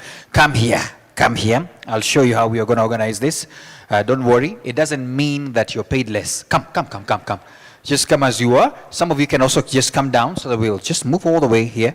There you go, sir. There you go. Please come up nicely. Then I'm going to request Madam PS and the rest kindly step forward closer to them so that it is well balanced in a way, all right? There you go. Excellent. I think it's working. So If you don't mind, that's good, that's good, that's good. So let's all look at the center, at the center, at the center. That's what we should look at first. There you go, there you go. Oh, let's, I understand there's a bit of a balance issue here, a balance issue. I have an idea. Can everybody here, especially the ones who have just joined us, turn to your left like this, all right? Turn to your left. That way, creates more space. Then come closer. Love each other a bit closer. There you go. So follow this way. Just follow. Look at what they've done. Turn to your left, sir. There you go. That way, sir. It's not to the right, to the left. Excellent. There's a song that says to the left, to the left. Then you are the center because of Madam PS is right here. Then you will turn that way. Lovely, lovely. Oh, you had all turned to the left. There you go. Excellent. Now all of us are facing the PS from this side. Excellent. I love that. And then the rest here. Are we good now? Sirs, you okay? Excellent. Is that better? Is that better? Okay. 3 to go. Excellent. Yes. Yes. Sir, I understand once you take, move so that the others can take as well. You, yes. There you go. Are we good? Lovely, lovely. Excellent. Madam PS, CEO, please remain right there. Professor as well, just remain there. Thank you, staff. We appreciate you. We appreciate you for that. All right. Well, my students, please come here. My head teachers, my nice students. Come. Run. These ones have goals. Some of them want to be serious professionals who are all leaders in their institutions. One step back. There you go. That's the last one, then we are good to go. Please come up. Hurry up. Some here at the front as well. There you go. Come. Now, the rest come here, girls. Yes, there you go. Come here and smile nicely. Can I have some of the students with uniform, like 2 of you? And the other guy, gentleman with uniform. The ones in uniform, 2. Come. Very fast. Run. There you go. Yes, you come by there. Excellent. There you go. There were some gentlemen in uniform. I think they're still there. Are you there? Okay, good. Let's take that one. You are the people, all right? So you look at the camera, smile like you mean it, in a nice style. All right, 3 to go. Lovely. You are our VIPs today. Thank you so much. We appreciate you. Asante sana. Thank you so much. You may take your seats. Thank you, Madam PS. We appreciate you for that. Yeah? Yes? The photo at the back. It's coming up. Thank you so much. Let's appreciate Madam PS with a clap. Asante sana. Very beautiful moment there. Asante sana. We appreciate you for those remarks. And I hope you've taken something from this, and even and we could be having the podium back, take him. And I am sure those remarks themselves and the fact that we've been prepared for what is coming will be nice. Caleb, are you here, Caleb? This is your moment. Caleb, if you're there, please come up here very fast. Caleb has a very short but inspiring lesson for us. Where is Caleb? There you go. Look at him, looking ready. Did you come with a sample for us to eat? Just checking. Welcome, Caleb. Welcome very much. Karibu sana. Lovely. So this is shareable. Make it straight to the point, quick.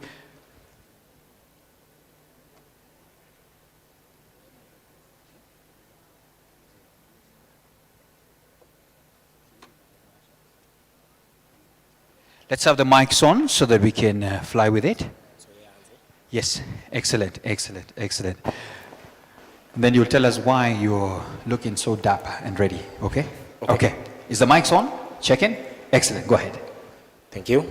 Madam PS, distinguished guests, the organizers of this event, thank you for organizing such an event. My name is Caleb Mugonchi, a student at Nyandarua National Polytechnic. Before I say a few remarks, I would wish to welcome my colleague, who is a seasonal worker working at the United Kingdom, to say a few words before. Thank you. Thank you very much, Caleb. Our peers, CS, all doctors, ladies and gentlemen, good afternoon. My name is Tabitha Wamboe Geshangio, a student in Nyandarua National Polytechnic, pursuing diploma in general agriculture, and also a beneficiary of Ukulima Maju. So me and Caleb, we are a proof that it exists. And it is true that people are going, students of agriculture are going to the UK to work.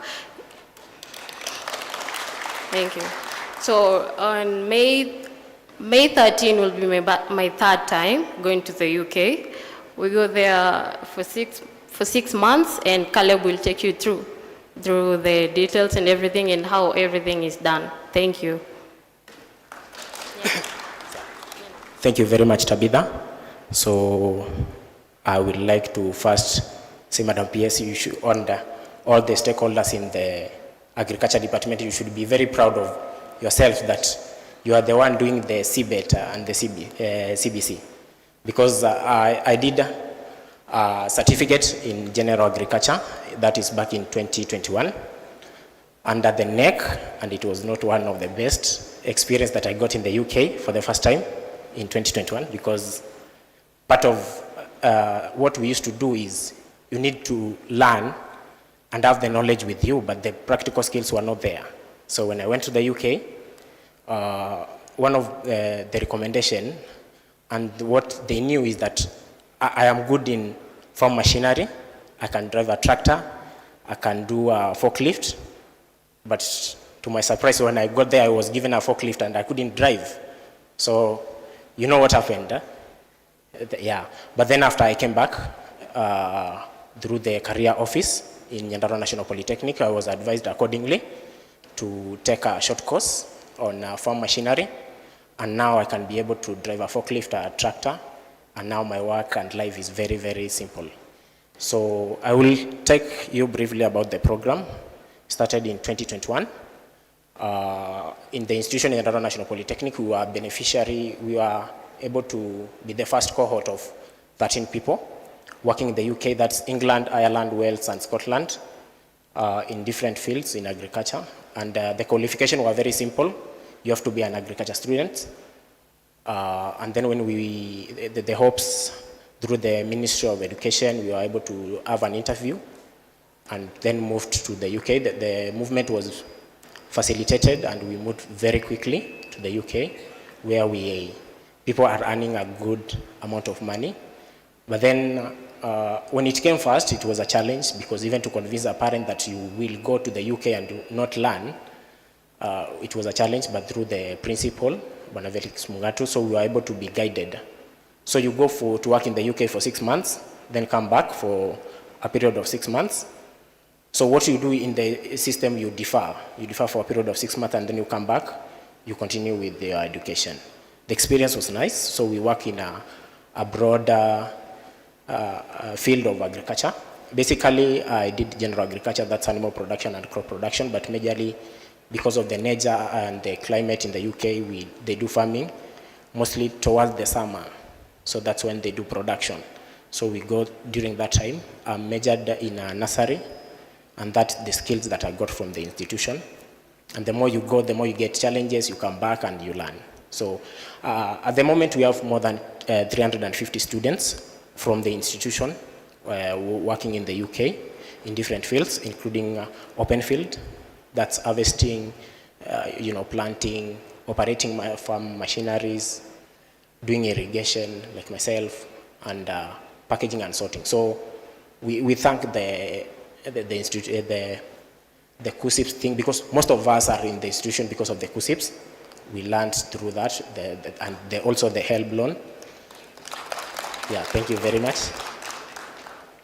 And now we are in a position of, catering for ourselves academically and working in the UK. So thank you very much. In case you want to inquire more, we have our desk at Nyandarua National Polytechnic. You can come inquire more about the program. Before I finish, my final remarks is, I know amidst ourselves, we have a group of students who, when I did my class 8 and I was told you have to go to high school, you have to pass. Then I was told a E is a fail. Is that right? Right? Mtu ukipata E ama D minus umeanguka mtihani? Yes? That's what we were told. Right? But when I went to the TVET, I was educated through the career. I was told, hata ukipata E, unaweza panda juu. It will take long, but utapanda. Right? And then, nikaanza certificate with my D+. Then now I'm doing my diploma. I'm working in the UK. So hakuna grade mtu ameanguka, si sawa? What you do with that grade is what matters. Thank you very much na mkuwe na jioni poa. Asante. Wow. What you do with that grade is what matters. Thank you so much, Caleb. Lakini hata hiyo kizungu inakaa hiyo ni si D+. Hii ilikuwa something else. Let's appreciate it one more time. Well done. Well done. Excellent. And that's quite inspiring that you're not defined by that grade. You can define it in your own way, right? Asante sana. Madam PS, allow me this moment because we have great exhibitions here and we want to invite you to as well interact with that just in respect of your time. So ladies and gentlemen, we're going to allow Madam PS plus her delegation to kindly go and have a visit. We have already done that here. We started with all those, but we want you to have a taste of it. So thank you so much. Let's appreciate Madam PS as well as she moves to that particular section. And if you feel bored there, come back. We love this place. We are very fine here as well. In the meantime, in the house, ladies and gentlemen, we have an amazing gentleman. And this gentleman is Mr. Gishora Githaiga, the team lead for Youth Services Cooperative Bank of Kenya, and is in the house. So I would like you kindly, if I ask you to put your hands together for him to kindly do so. So please appreciate him as he comes. A better round of applause as he comes, please. He's coming right here to speak to us a little bit on this particular subject on informed career choices as well, youth empowerment and employability. Karibu sana.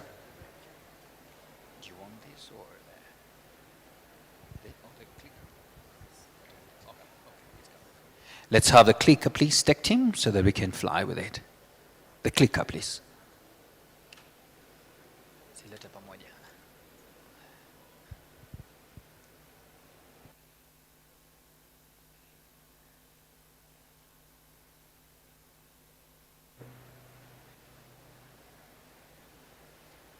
Next, and then next.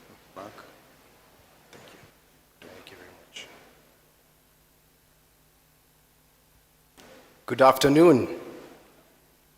I have the fortunate pleasure of taking this podium at around lunchtime.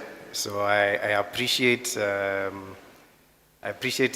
endurance that we all have, and I'm very thankful for the time here.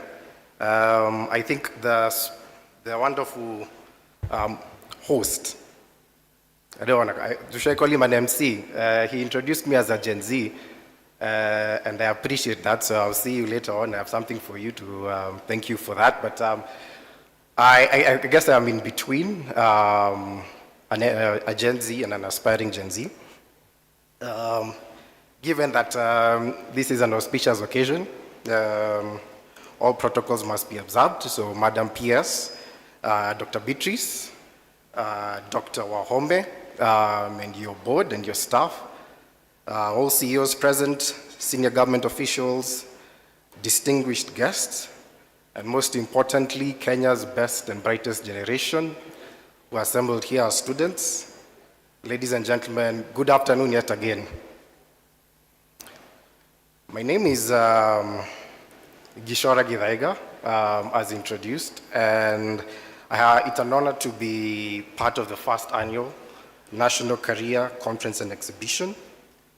I stand here in the capacity as a team lead for Youth Financial Services at the Cooperative Bank of Kenya. Cooperative Bank is a proud platinum sponsor for this great occasion. And the reason for that is because we have made a long-term commitment to the growth and advancements of Kenya's youth. We are very optimistic about Kenya's potential and the potential amongst our youth. And I lead a team at CoopBank that is focused on ensuring that the financial ecosystem is built with the youth and by the youth. And this is a very new team, so I wish to have brought a lot of them here, but we are hard at work crafting and creating that ecosystem for Kenya's best and brightest.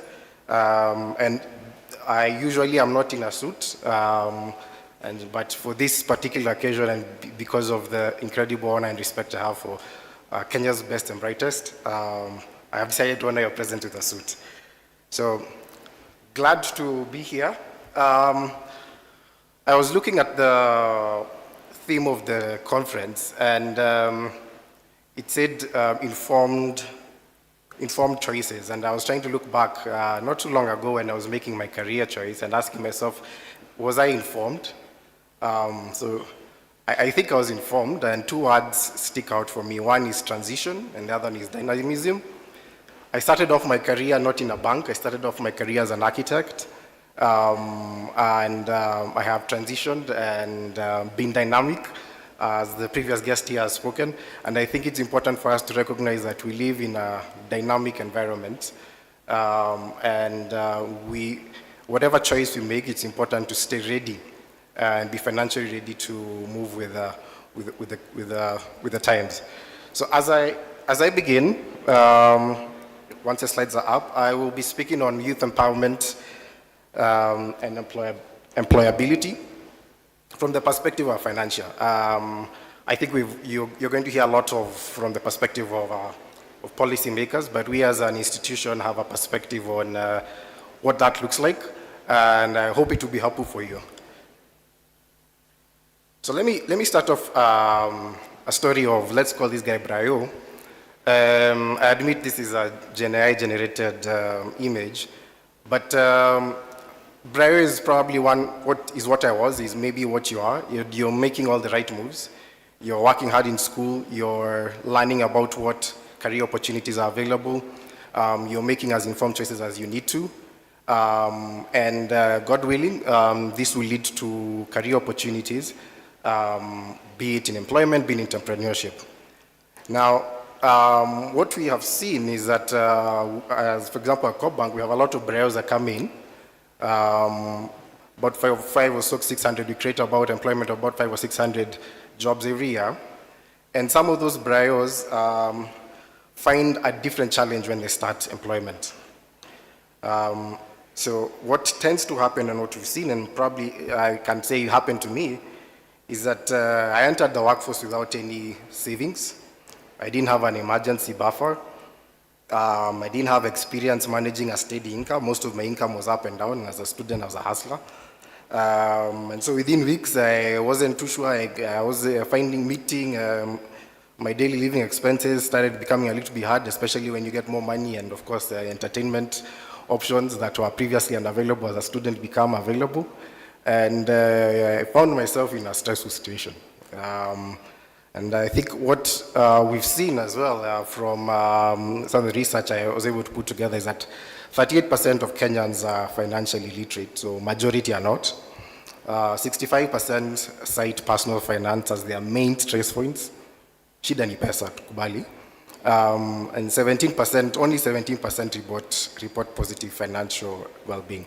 So at COP Bank, what we've seen as an employer is that whilst we are equipping our students with the skills, with the opportunities, when they land into the economy, and that could be in different capacities, because again, for us, our interaction with young people is both as employees, but also as a core part of our customer segment, is that financial readiness is not one of the things that has been addressed.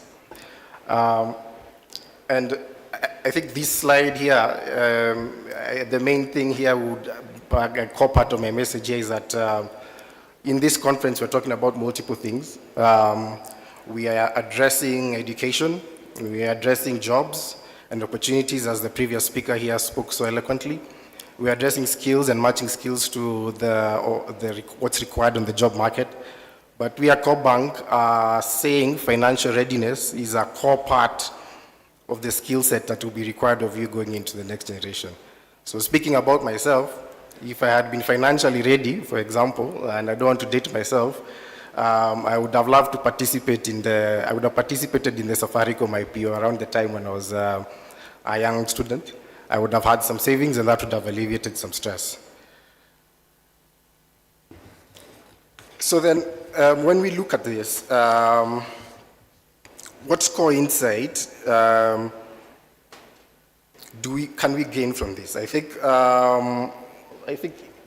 at COP Bank, what we believe and is the core part of our message here to our students, and if I was to, which we have found works well, is that employability is not a moment in it is a journey. And that's my encouragement to all the students here and all our partners, is that employability is not a moment that we expect students to arrive at the workplace fully employable, but it is a journey of progress. It starts from a child learning about the value of money, to a teenager making the first financial decisions, to a young adult navigating education, work, entrepreneurship, and independence. So if we, as a collective stakeholders of our next generation, only show up at the end of that journey, then we have arrived a little bit too late. And that's why at COP Bank, we are transforming the youth financial services from single isolated products into a holistic youth development platform. I mentioned before that our conviction as a bank is that the youth of Kenya are what will take us, sorry to use the word, Singapore. But we are convicted and we are full of hope that Kenya, God has a hope and a future for Kenya's youth. And as such, we made a long-term commitment. It's a core part of our strategy. We are investing long-term in the youth, and which is why we are platinum sponsor here. And we're looking forward to continue to partner and advance with the youth. So what does that development look like? We start early at COP Bank. And maybe this is for all of us in our personal journeys. What it would look like is to start early. Maybe by a show of hands, how many have heard of Jumbo Junior? How many are former Jumbo Juniors? Yes, thank you very much. So just a bit of history. Jumbo Junior is the pioneer junior banking product in Kenya. It was born out of an idea that we needed, or there was an opportunity to instill a savings culture in children, but more than that is for them to understand the value of money. So that idea is something we have always believed at COP Bank. We always knew it to be true. And truth be told, we did not follow through or scale it up in the way that it should be. I don't know if any of you in the room had attended any of our previous Jumbo Junior events quite a while back, for example, at Carnival, etc. But we haven't had those in a long time. But our core belief was that starting early is essential to introducing young people to money, savings, and financial discipline. Now, this is not because that, for example, savings alone solves poverty. It does not, but it creates the discipline of developing a buffer and of being financially aware. Now, beyond Jumbo Junior, we as COP Bank have positioned, we call it a young innovators account. It's specifically for young adults, people who are transitioning into the next piece of their lives. So we design for transitions, which is an essential part of what our core belief. And probably as students, this is your first, probably one of your most significant transitions as you transition from secondary school to high school. But the good news or the bad news is that it will be a first of many. Maybe if I can add a personal story here, in the last, call it 6 or 7 years, I have lived in about 12 houses. I have worked across, 6 or 7 industries. I have lived in 2 different continents, and transition has been essential. What my personal belief is that the ability to transition in these dynamic times is going to be an essential skill. And as students, as you think about what core skills you want to build as you go into your different careers, the ability to transition is going to be essential to your success. So we believe the same as at COP Bank. So we believe that, and which is why we have the year account that is positioned for transitioning adults, no charges. But we asked ourselves, like, what more could we do? It's not enough to just have an account.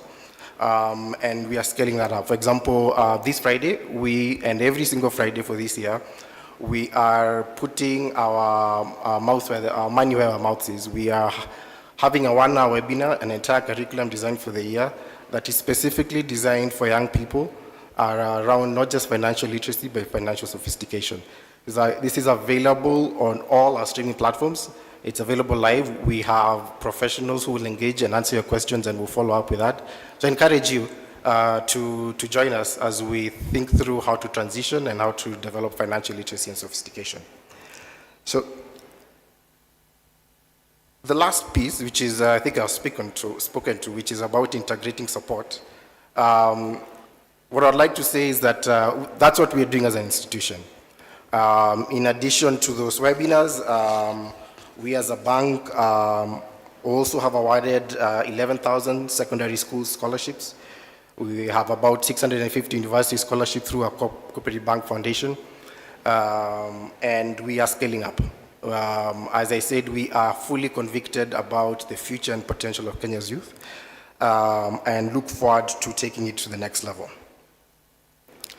Now, as I conclude, I would like to make some final remarks. This is what I wrote down in terms of synthesizing what I think needs to be said. And which is this, which is when we, as a youth, have financial confidence, we have safe access to credit and savings, we have the guidance at the key decision points, as KUCCPS is providing essential guidance at this particular time, and we have institutions like Cooperative Bank that believe in your potential. We are persuaded that you will take smarter risks, you'll expand the horizons of possibilities, you'll stay longer in education, if that's what makes sense for you. You will transition into work more sustainably. You'll enter into work with a buffer of savings and knowledge of the kick of what credit is and how to responsibly manage it. You'll be intentional about your spending, and you'll be better equipped to start and grow enterprises. We are, as COP Bank, are extremely excited about the future of Kenya's youth as we partner with them. And we know that employability will become durable when Kenya's youth are financially confident. So as I conclude, here is I think we probably all created some of these pages or that calls all of us into action. I think it's important for all of us as conference participants to recognize that when we invest in the youth, we ourselves may not necessarily reap the rewards individually, but we are all here because someone believed in us and made an investment in us a long time ago. I personally can attest to that. I am here because people somewhere decided to sponsor me personally and sponsored my education, and they didn't know me there if I was even in a different country, but they believed in my potential, in my future, and they made that investment. And so all of us here as different stakeholders, schools, financial institutions, and government bodies, all of us together can build Kenya's future. Thank you very much. All right, thank you, sir. And you said you did architecture. I did. What happened?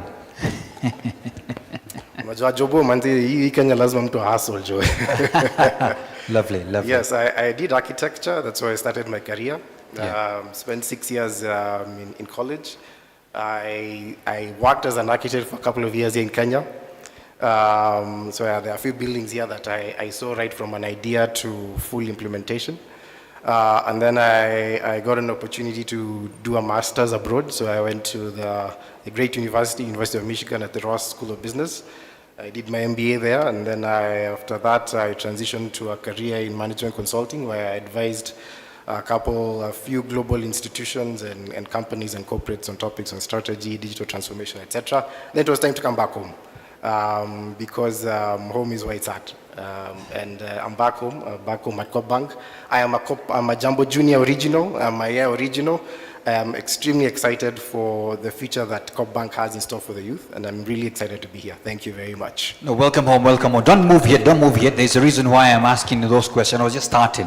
Does anybody here got a question for him? Anybody? It's Q&A time. Feel free to ask anything. Awesome, I like that, right? Can I have a mic, please, pass here? Take him. Very first, throw that question. When you ask the question, make it short, straight to the point, so that you can answer also in the same breath.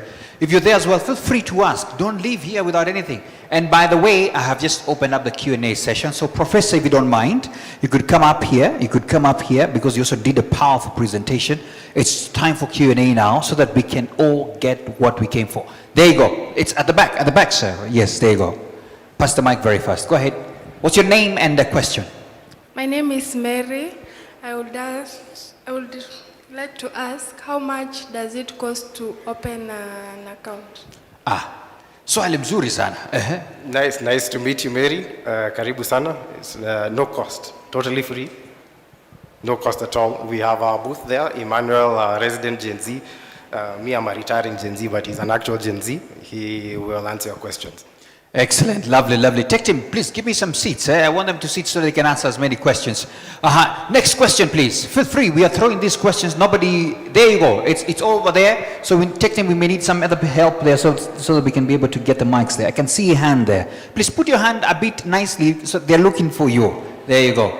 Yeah, hurry up, it's there. I can see it there, Excellent. And feel free, if you have a question, shoot now or forever hold your peace. And as the mic is getting there, Mary, account opening process is full digital.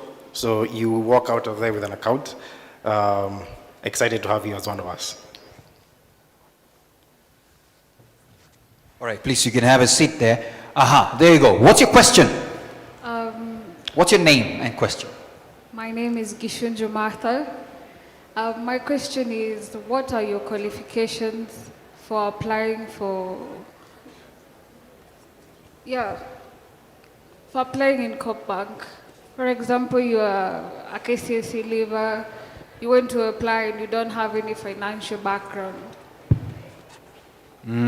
All right. That's a deep one. It's a deep one. Yeah. So thank you. My eyes are not fantastic because of the lights. The lights here are very much. Thank you. There you are. Lovely.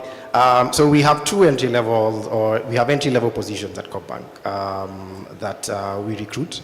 What we do require is a university degree.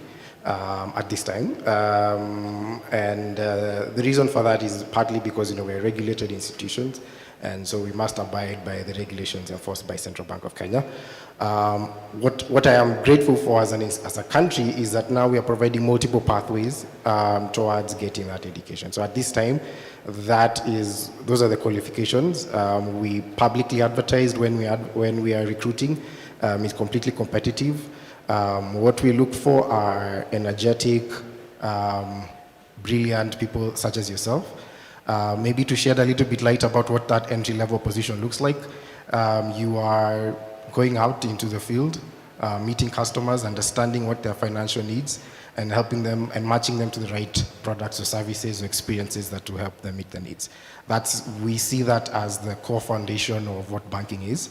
It's 100% focused on the customer. And by the way, one of the other things that I would want to add about Coop Bank is that we are very dynamic internally. So we have many people start at that level and transition into different roles and different fields. My colleague here, one of my favorite, I call him our honorary Gen Z, Mr. Nono, who takes care of us on multiple fronts. I found out he was a branch manager in Imenti North, actually. So, and I had no idea. My other colleague here, Carol, we call her Kaku. I think she's on her third role or a different role. She's done some marketing. She's been in analytics. She's done digital payments and digital credit. We believe in people and people being able to do multiple things. Within that, so would encourage you to look out for that opportunity. We are an equal opportunity employer and would be glad to have you. Thank you. Lovely. Good one. Quick question now. We shoot straight and then the answers will be 30 seconds very fast. Who else has a question? Shoot your hand up straight because they're looking for you. If you don't put it like this, they will not see you. There you go. I have seen so many hands there. So ask your question, then shoot straight. No worries. One of the ways of actually confidence is put your hand there. Let's go. My name is Michelle, and I would like to pose a question to our fellow Gen Z. Apart from accountancy and management, what kind of gaps can we youth fill up in Coop Bank? What kind of? Gaps, like the jobs available apart from accountancy and management. Oh, very short. That's a fantastic question and lovely to meet you. You're right, in terms of you would think that accounting and finance are a core part of what banking is, but I'll surprise you. A bigger percentage of our staff population, so to speak, is being drawn more from the technology space. If you think about it, most of you, or almost none of you, I don't think would happily go to a branch, or you do not go to a branch willingly. Everything is where? It's on the phone. It's right here. It's digital. So as, for example, as an institution, over 90% of our transactions are via digital channels. So if, as an institution, the way we think about it is that 90% of the time when we're interacting with our customers via digital channels. So to answer your question, we have opportunities for front-end, back-end developers, full stack, UI, UX, the whole technology stack is there. Now that's on the technology side. You can then think about the point of view of product. And what does product mean? Product is then, for example, is the solution, before you get to the technology, but the solution that meets a client's need. So a product owner, for example, as Kaku here is someone who spends their time with customers, understands what their needs are and where the opportunities are for us as a bank to meet their needs and generate value for them, and then work closely with the technology team to bring that technology feature to light. And there's also a commercial piece where you're actually then going out to the ground and doing work like, for example, that I'm doing. So lots of opportunity across the board. Okay. Yes. Okay. Thank you. I have to moderate this. There was another question there. Where are you? Where are you? Shoot the question. There you go. There you go. Hi, my name is Mina Kelvin. My question is based on financial literacy. I was asking, currently some of us are actually getting some petty money. Let's say you are thinking of, whenever I get money, the thing in my brain is spending. So what kind of advice could you give on matters of to do with investment, stuff like that? Is there a certain age that you need to be so that you get into investment, or are there other platforms where you can lay your money before we go to other levels where we have our responsibilities, where we'll need not to save but to use? That's my question. All right, that's a good one. Financial literacy, very quick. Thanks. I like that. You said very quick. I would say three things. One, at your age, invest as much as you can. Rule of thumb, invest between 30 and 40% of what comes in. Number one. Number two, at your age, given that you have opportunities for mistakes to happen, explore higher risk opportunities. For example, right now the stock market, the Nairobi stock market is doing very well. Look for good companies. Obviously I'm biased and I would say Cooperative Bank, but there are very good companies in the stock market that you can invest in that are stable and will deliver good returns. For example, right now at Coop Bank, I would advise you to invest that. The third piece is diversify. Don't just invest in one stock, explore multiple asset classes. And I think, even the regulator is beginning to understand that we as a youth are seeing alternative investments, for example, in the crypto industry, and are looking to regulate that. We as Coop Bank are very much aware of that and are keen to be one of the first to bring it to market should the regulator decide. Thank you. All right, good one. But they can ask a question, how much money do you need to invest in the stock market? Anybody with an answer? Yes, how much? Do you know? Make a guess. Make a guess. You see? I have a question. Oh yeah, I know you have a question, but now you have the mic. Make a guess. How much do you think it is? Just how much? It's a rough guess. How much do you need to invest? I think. Yeah, you think. Roughly 10,000. 10,000. Yeah. 10,000 shillings. The reality is this: even with 100 bob, you can invest at the stock market. Right now, even with 50 bob, even with 10 bob, imagine. All right? So stop thinking big things. You can start now. Nani akona 10 bob? Just check in, eh? You're going to eat that kangumu and then it could have been a stock. Excellent. Ask the question. Shoot very fast.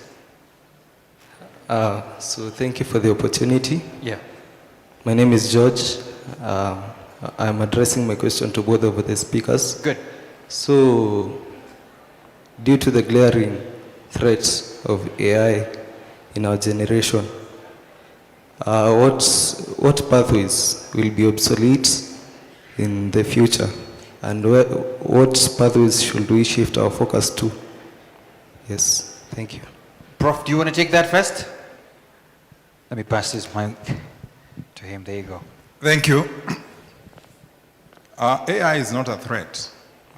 So stop looking at AI as a threat. It's not a threat in any way.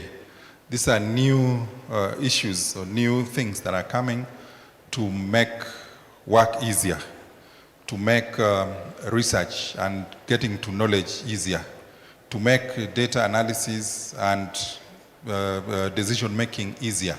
So these are decision-making tools that are supposed to help us to do what we are ordinarily supposed to do. You cannot replace human beings. You cannot replace the human interface in any activity. So students or those who are still, coming to school, I don't want you to start imagining that AI is a threat. It's not. It is something that we now need to see how to tune into so that we can do better, we can get better. Now, the second part of your question is about what are some of the emerging careers or something, if I can paraphrase, is it? Or some of the emerging fields that are competitive. You are always supposed to be ahead of your game by looking around and also doing research and getting to know, acquainting yourself with new knowledge, new demands, new skills that are required in the job market. And they keep coming day in, day out. Last year, perhaps, if we held this conference in 2025, we would not be talking about, or 2024, we would not be talking about AI as much as we are talking about it now. You see, just in the space of 1 year or 2 years, a lot has changed. So all careers, I would say, are important. There is no career that is not important because training is about solving problems of humanity. So don't look at something that is insignificant. It depends on what you do with the training that you have. So looking around, I already talked about the bottom-up economic transformation agenda training courses or programs. There are so many that are aligned to those areas that the new government put when they were writing their paper on or manifesto on education and training. So it is something that we just need to keep on making ourselves aware of. Training human beings, the requirements that we have will always be increasing. But above all, it is good to align to what the world, the direction that the world is going. Like you say, AI, you are thinking of fintech, we are thinking of small, micro economy, we are thinking of digital and creative economy, we are thinking of all of those fields. Thank you. Thank you so much. I can have 2 more and then we're going to call the next session. I can see that hand has been up for some time, so if you don't mind, gentlemen. Yes, ask your question. I'm Elvis. Question to my fellow Gen Z. Now that we are into transition into uni, is there 2 things that you as a person would tell us if you were to take back time, you'd have done better as a person, and why? Whoa. Yes, 2 things. Yes. 1 is to learn broadly, and 2 is to experiment. And I think I want to tie it to that. Right now, if I had more time, I would be spending every extra additional time being as good as I can at leveraging the latest and greatest in LLM technology. Number 2, I would not just be thinking about ideas, I would go out and actually try it. There's no need to wait. When you're young, you can experiment, you can start now. If it's a business, try, see if it works. If you think of an app, right now you can prototype it really quickly. You can put it out in the market, get customer feedback. So 2 things.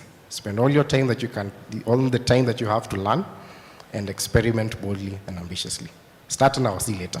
Thank you. Lovely, lovely. That's very good. That's very good. Have I closed up on anyone? No. I think I could add on that as well. I love the experimenting. Maybe professor as well, you could say what you could advise them as well. What could they be doing when they're starting university? For example, I come from the market. You see, I have a logo of the Nairobi Securities Exchange, all right? There is a program called Investment Challenge, and it's for you. You get it? It's for guys like you. You get in, you pay 100 shillings, I think it's 50 bob or something, They train you how to trade on this market, all right? They give you virtual money. It's for only you guys. And then guess what? Like, for example, last year's top 5 winners were immediately given jobs in stock brokerage firms at their tender ages. You can imagine, right? So there are many opportunities. So I think in experimenting, try as many things as you can. By the time you're graduating, you should have even a CV of many places that you've done things, which is okay. Professor, do you have something quick to close on this session? What's your last piece of advice to them as they transition to university? Can I see by show of hands those who are waiting to apply for university places? That is those whose results were just released the other day, is it? Please put up your hand higher so that I can take the statistics very quickly. Okay. And I think it was very, very important that you considered coming to this conference so that you can listen through some of the things that we are doing. I want to urge you to keep coming tomorrow up to the last day of the conference if you can, because there'll be more things, each and every day. But as you are thinking about selecting a course of your choice, as you are thinking about moving to the university or to a college, think about some of the things that we have discussed earlier today. Think about your ability, think about your interest, think about your desire, think about where the country is going, think about the skills that are required as we move into the future. Think about yourself occupying that space so that you don't just select a course because someone wants you to take it, or you don't just select a course because your friend or for the sake of it, but putting yourself in the middle of that transition. You're young people, you are full of opportunities, you are full of promise, you are full of energy, you are full of everything. You have the advantage of time on your side. So make very, very wise decisions as you will be opening that portal to select a course. Think about the things that we have said, including the gentleman who from the National Polytechnic who is working in the UK now. Think about that. Education and training is not an end into itself, it is a means to an end. So think about all those things that we have said. Thank you very much. Thank you so much, Prof. Let's appreciate them with a clap. Asante sana. There you go. So just before you leave, keep me company, don't worry, so that I can give the instructions here. We're going to take a short break. We understand that we have kept you seated for quite some time, but I hope the information was impactful, right? I believe so, right? So we take a break. If you want to visit a booth at that time, do that. I think if you go to the back, there could be some interesting things for you to check out as well. But we should be back here for the amazing, powerful panel that will start at exactly 2:30. So that is 30 minutes full of you to stretch, see. Please don't get lost at KICC. I know you can't, but I'm just saying, make sure you're back here so that by 3:15 we are done and dusted and allowing you to just interact with these people and look forward to tomorrow. So please enjoy your break and then come back. When you hear the mic calling, it means you are missing out on something. So all the best and enjoy. Asante sana, my guest. Thanks. Appreciate it.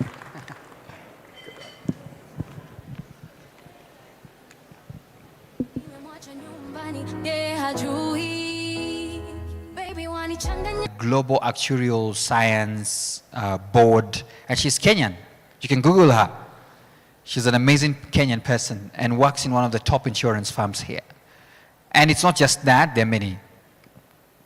What should I choose, university or the course? How is that question? See, the universities have those courses. Sasa umeuliza swali gani? You can ask it again so that it's clear. Does university determine your chances of getting employed? Definitely. A lot of questions that people, interviewers ask is, have you studied? So that's a yes.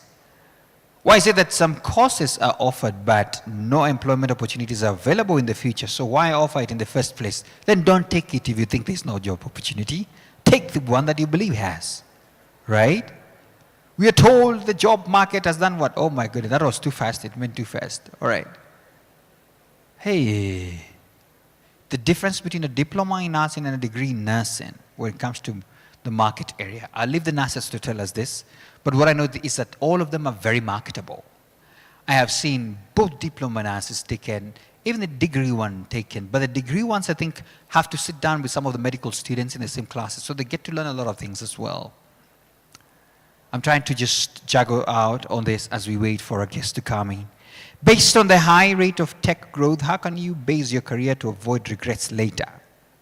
I mean, we are in a changing world, you had it. You know, I was lecturing on soft skills to an organization called PLP. Write that down, PLP. Power Learn Project. In fact, I would encourage you to do it. Please listen. I will say it again and I will repeat it. PLP. P for potato, all right? PLP.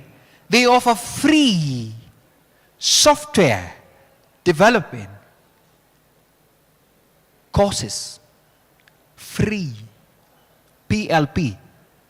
As I said again, you cannot know everything about something, but you can know something about everything. So what does it take you to just give some 3 months of learning online, some software about how these things are done? Why not? All right? PLP. In full, it's Power Learn Project. You can check them out. Free. Their goal is to create 1 million software developers in Africa. And I'm telling you this, shouting like this, I'm sure only 2 people probably will check them out. Nigerians take up. I had a class full of Nigerians, South Africans, even Tanzanians. So you better. You better. All right? Yeah. So make sure you do that. Make sure you do that. Like, what if I did a course and it became hard for me in between? Si kwanza ufanye. I believe you qualify to do it, so I would suggest start. Start. That's what I believe. And if it becomes hard, you either become harder or you can change. All right? Yeah. And you know what? Just leverage on group works in campuses. They're very effective. There's some units I did and I needed the help of people. So you just combine with them and you will find out that people help you digest things easier. Wow, I love the questions. You'd like to take IT, but you obtained a C plane in KCC. Is it possible to obtain a degree? Yes, we had someone here who had a D+. D+. So that's how we're going to see. You're way ahead. All right? Yes. Do not ignore humble beginnings. Even if you're going to start at the diploma level, start it. By the time you go to the degree, there will be units you have done, and it will be still shorter. I have even seen people who start at diploma level graduating at the same time with people at degree. So start. Academic degree and a professional degree. I'll ask Professor to answer that question. Why is it that not all courses are offered in all universities, yet they are all learning institutions? Because universities choose to specialize in some things. For example, when you want to do probably, like, especially in the private universities, I've seen guys like Strathmore are well known to do, you know, this business kind of courses. When you go to Dexter, they have communication kind of thing. When you go to St. Paul's, they're here. They're also very strong with communication and the likes. It doesn't mean they don't have all right? And you'll also find out there's some institutions that have a lot of engineers. Others have teachers as well, and teaching. Like KU was famous for that. It started as a teaching college. So that's a strength. It doesn't mean that because the university doesn't have that, that it is not workable that way. So nothing much. Can the AI courses and free courses be counted as certificates? Yes. Get those certificates. Very important. Very important. PLP in full, slowly. Okay, let me say it. Power, LAN, LEAN, all right? Power LAN project. That's it. All right? Is there internship in electrical engineering? I don't think there's any course without internships. Even KPLC takes them up. Does the high school one attended affect job market? I hear national schools like Alliance are given priorities in job markets. I've also seen other places where people were in Alliance, another one was in another school, and the other one took the job. It's really about skill. What can you do? And I'll give you an example. when I'm taking in guys to come and work in our organization, I don't even bother to ask which high school did you go to. Most of the times my conversation starts, so have you studied this course? All right? Fine. Then you tell me all the theory, all the things that you've done. Then I'm like, okay, there's a laptop, there's a work for you. Show us what you can do. A lot of them will test you, all right? So don't go to play in university. By the way, 70% of the company you will get in university will make you joke enough, if you want. Then 30% will be serious. They know what has brought them there. So it's a choice. And Mark, you might add, I might add something about what I did. What I did. When I went to campus, there's something I did. It was very intentional. Very, very intentional. Just checking on the updates here. Just one quick second. Very intentional. Professor Jackson is right here. How are you, sir? He's about to come in as well. So Professor Jackson works with one of my very good friends, who's Professor Mike Courier as well. Professor Mike Courier is the CEO of the Commission for University Education. But before he became that, he was my teacher in campus. Professor is here, he's a witness. You see, I'm giving you true stories. He was my teacher. In fact, I just sent greetings. I told him, go say hi to my professor.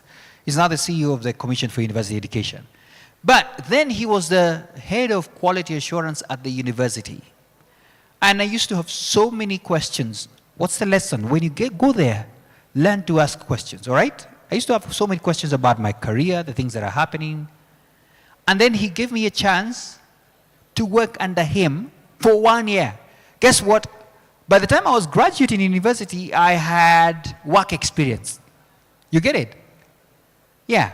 Some of you are going to go to campus, and every time it's Friday at 2, it's happy time. Eh? What do you call it in your new Gen Z language? There's a guy called Ella. This is famous singer. The one who sang Donjo Mabel. What's his name? What's his name? Ian. Okay, Iani. Yes, that one. There's a song he sings. It's like a Friday thing. Do you guys know that song? What does it say? It's Sherehe time, right? Something like that, right? Yeah. So you guys are going to go to campus and decide it's Sherehe time. Well, others are working. Those two people, by the time they graduate, they're two different persons. Because someone here will have done enough Sherehe, that will be the certificate you can present to your employer. And the other one has already some work experience. Who do you think would be taken to work? It's the one with work experience. So it's a choice. It's a choice. Hold on. What happened to my screen?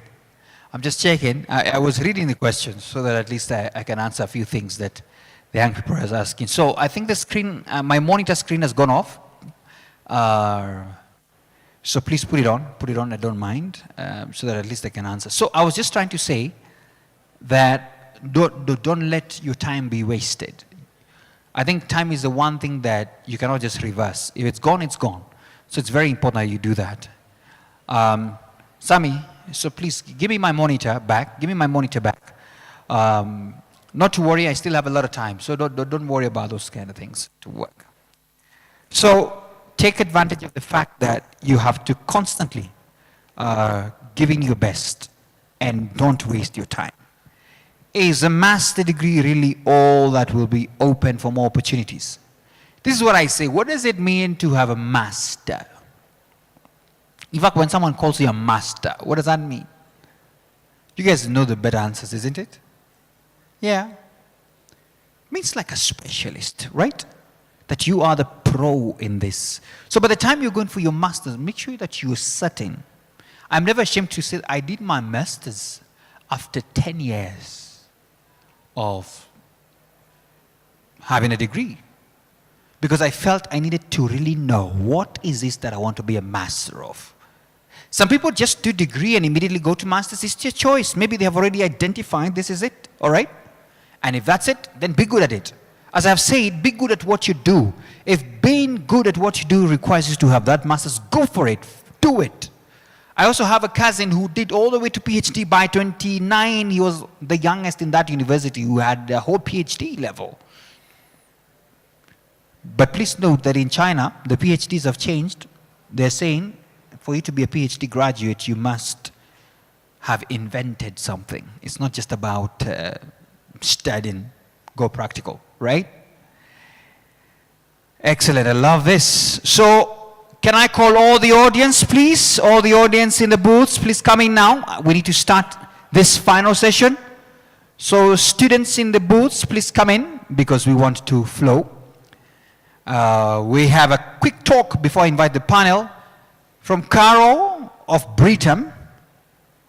She's going to say a few things and then we shall proceed on. But just before she comes, I'm allowing some students to come in. Please come back.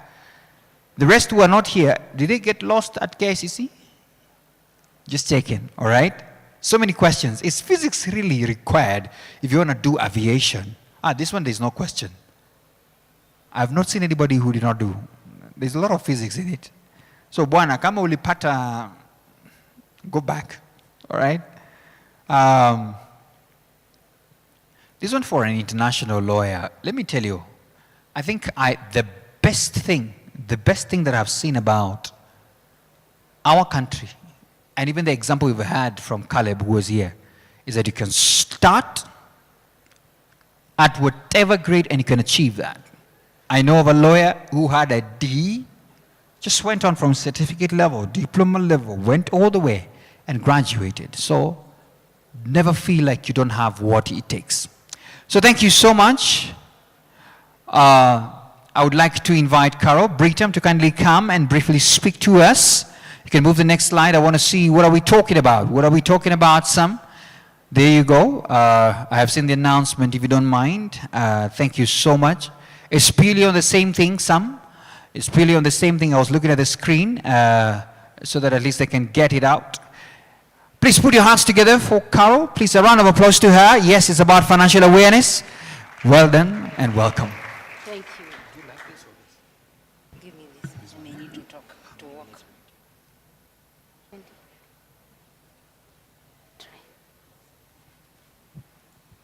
Thank you so much, Mr. Shege, and all the members present, ladies and gentlemen. Good afternoon, all. Good afternoon. Siwaski, good afternoon. Najua shida ya ile subject ya after lunch. Munaikumbuka? That one after lunch, where the teacher says, is the pressure increasing or decreasing? How do you answer? Greasing, So please don't grease homie, even if it is after lunch. So I'm happy to have you. I'm from Britam. I'm a branch manager, Britam Kitengela office. And today I'm here to introduce you as young investors. Young investors into money matters. Britam, we deal with money. You can go to the next slide. So Britam, our slogan is, we are friends for life. When you start your journey from being a young child all the way to going to school, I'm sure some of you have education policies bought for you by your parents. And even when you're starting your journey in getting into employment, we will be there. And that's why we are here today, to show you what you'll be thinking about when it comes to your money, that you'll be working so hard to save.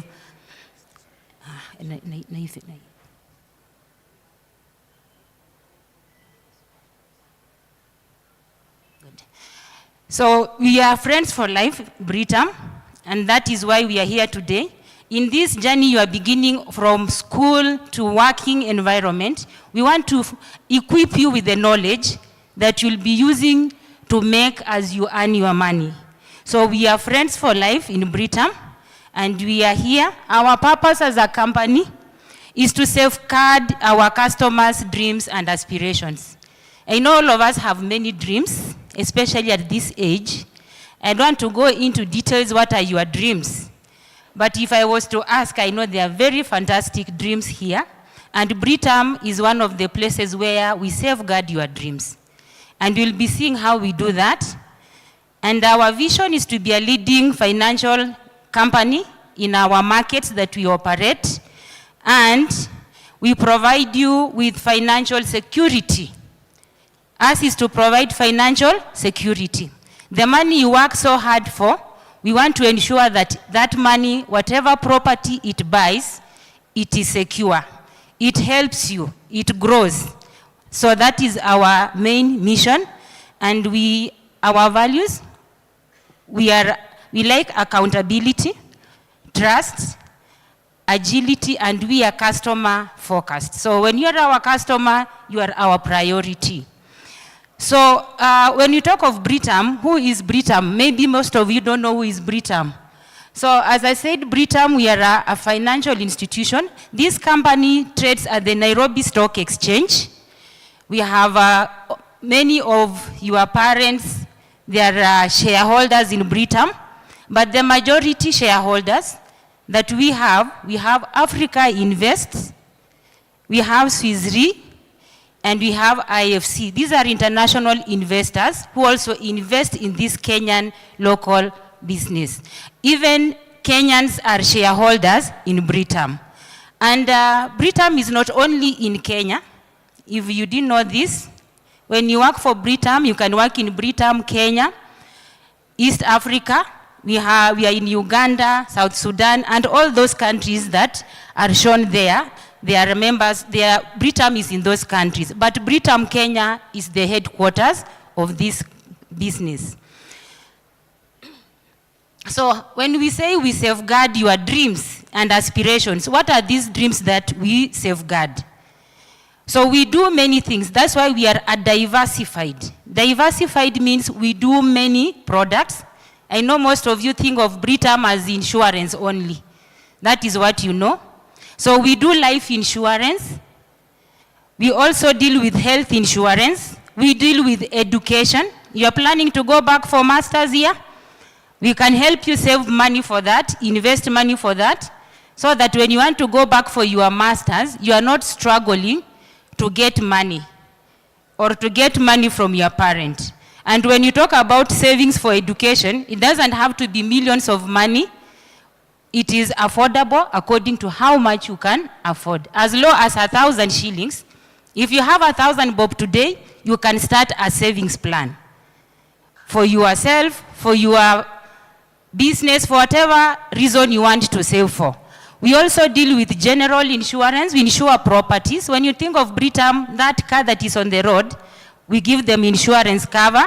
We also insure properties, and we do investments. So investments, you give us your money, you give us your shilling today.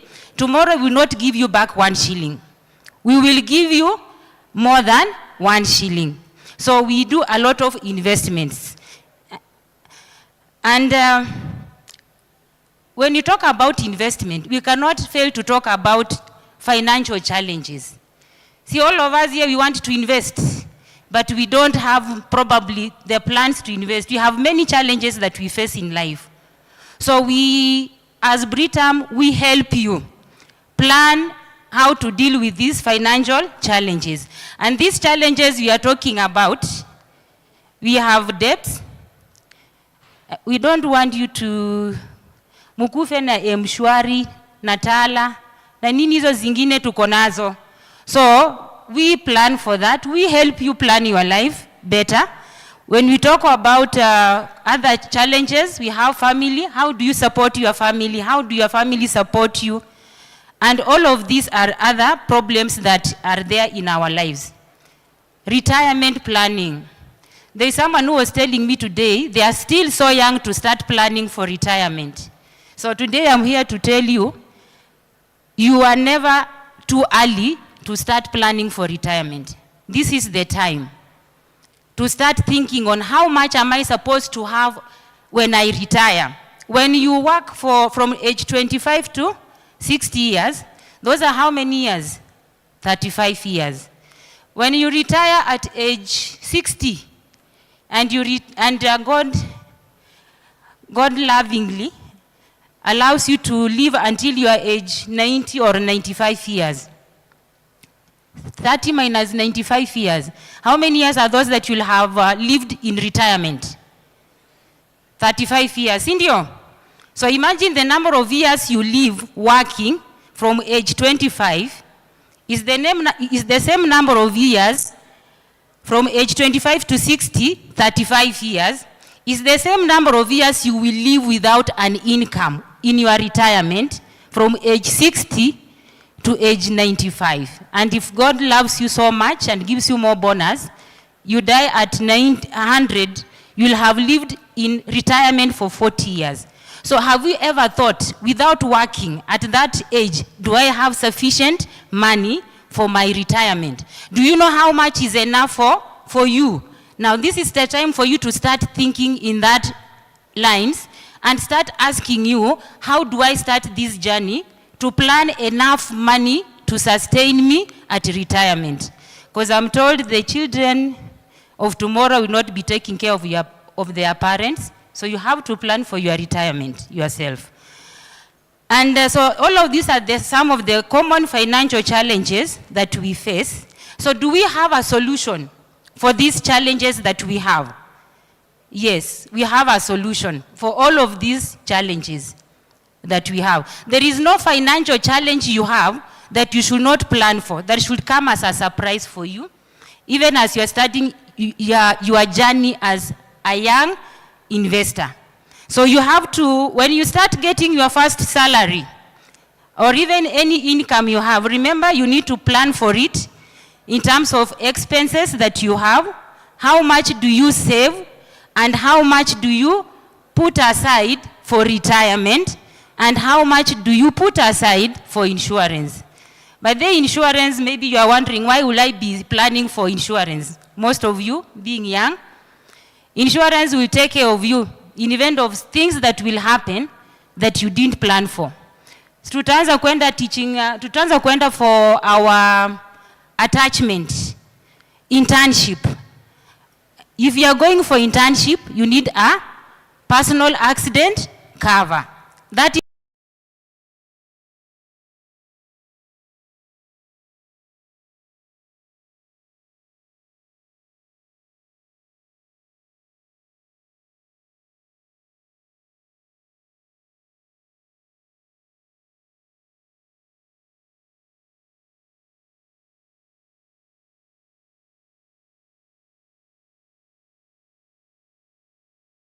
as you are getting into employment, siku ile utaanza kupata mshahara yako, please make sure that your salary is enough to take care of you. Don't go back to your parent for more money, because you earn 50,000, then una spend in 1 week, then you go back to your mother, especially mama ndio tunaendea, we are soft spot.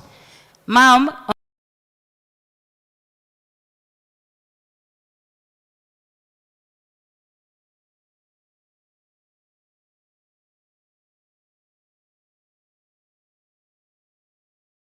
a platform where we have all the universities and the colleges that engage in the career guidance and the placement processes.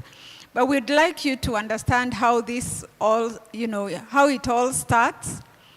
The various institutions that are engaged in the process. So the gentleman here, we are still waiting for one more gentleman, will tell us what their respective institutions do, and then we'll be able to connect the dots. So for the programs to be on the system, for the programs that you see, for them to be on the system, they all have to be accredited. And I want to give this opportunity to Professor To to tell us what is accreditation, how they do it, how do we get universities. You remember in the last week, the commission actually had a whole page in the newspaper telling us of universities that are accredited, and also telling us of agencies that are accredited also to do student placement abroad. So, Professor To, welcome and tell us what the Commission for University Education is all about and what you do. Thank you.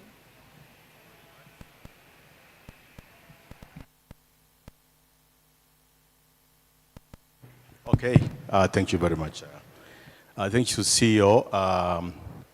Colleagues present here, good afternoon. It's a great honor and privilege for me to be in this conference, the first conference on career, informed career and skill development conference.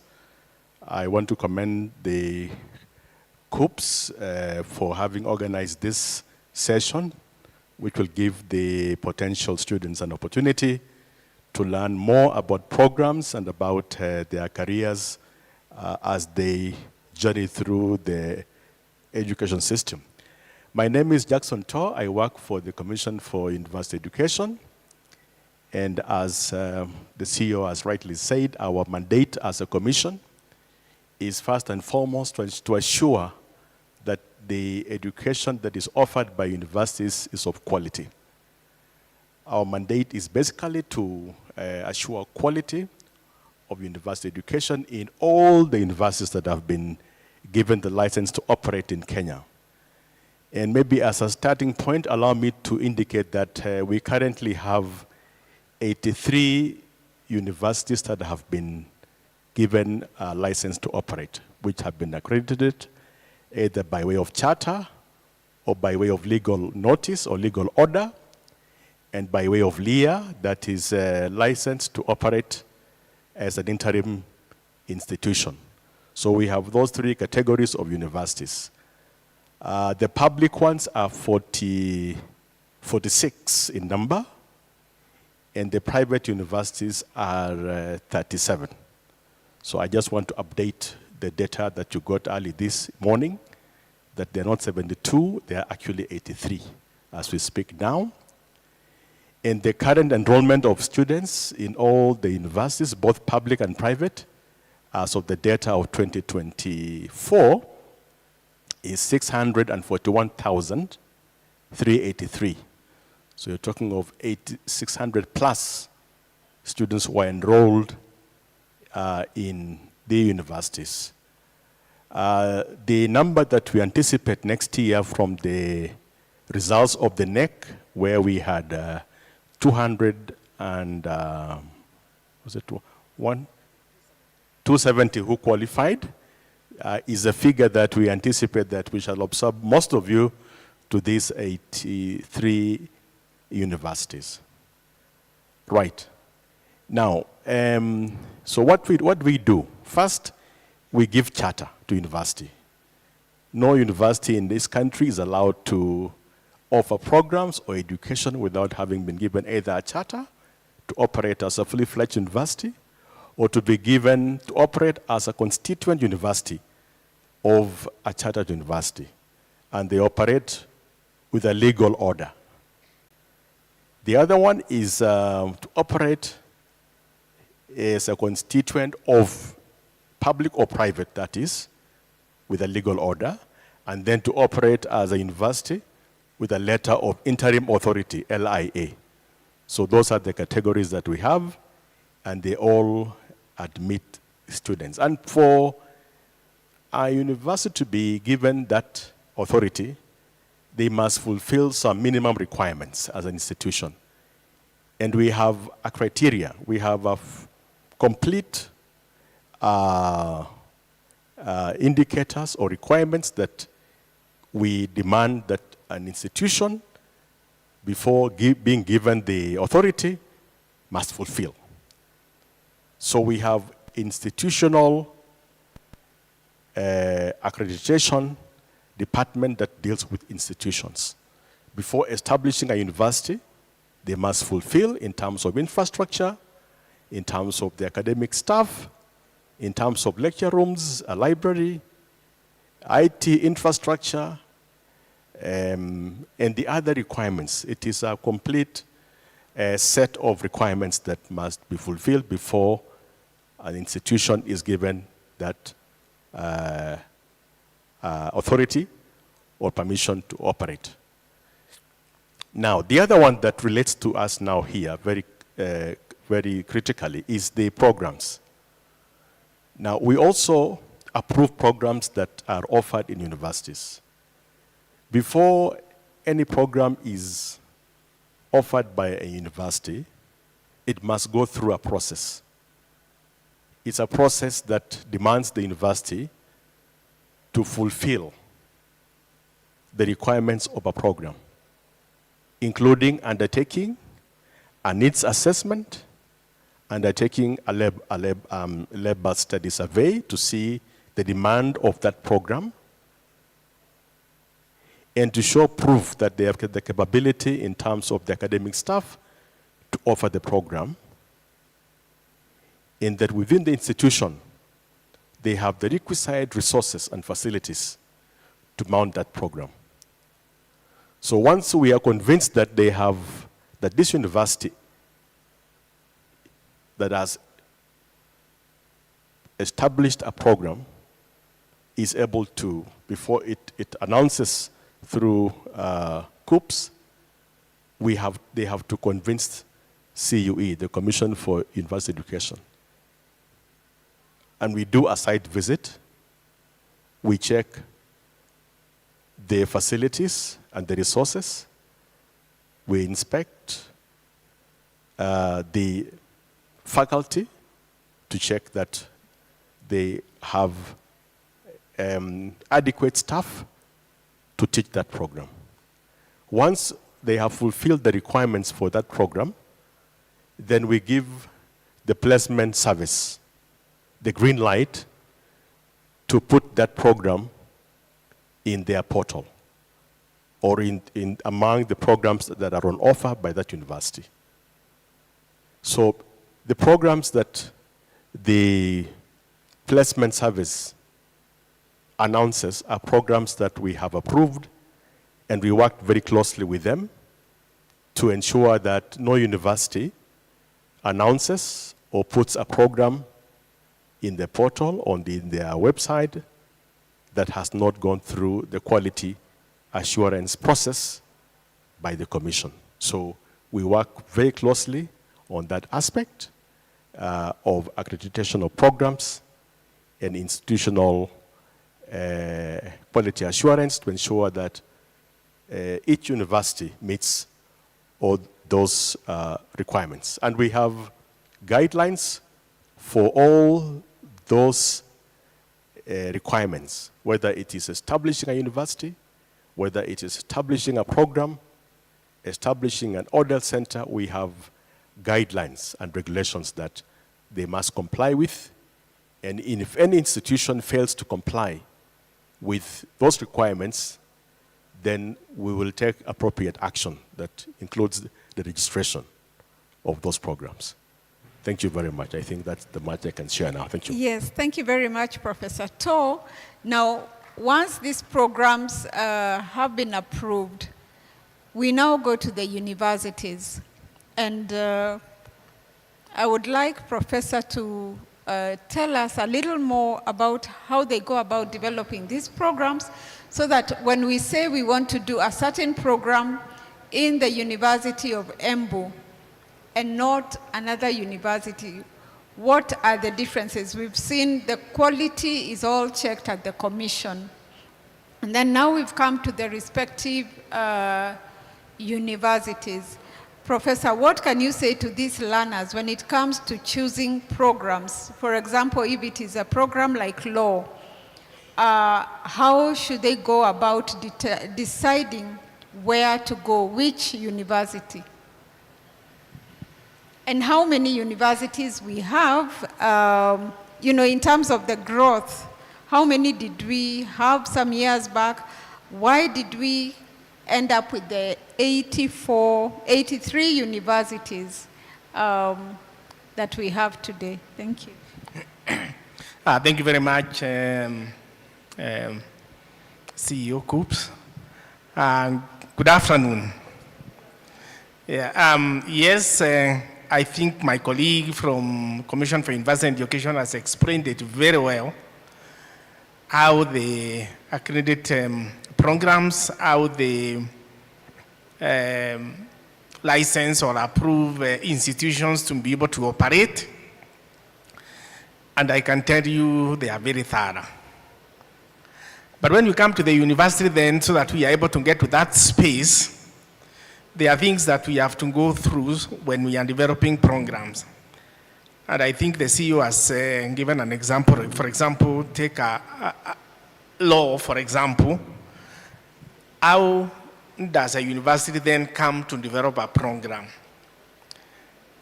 First, we assess the market so that then you have to establish that there is a need for that program that you want to start in your institution.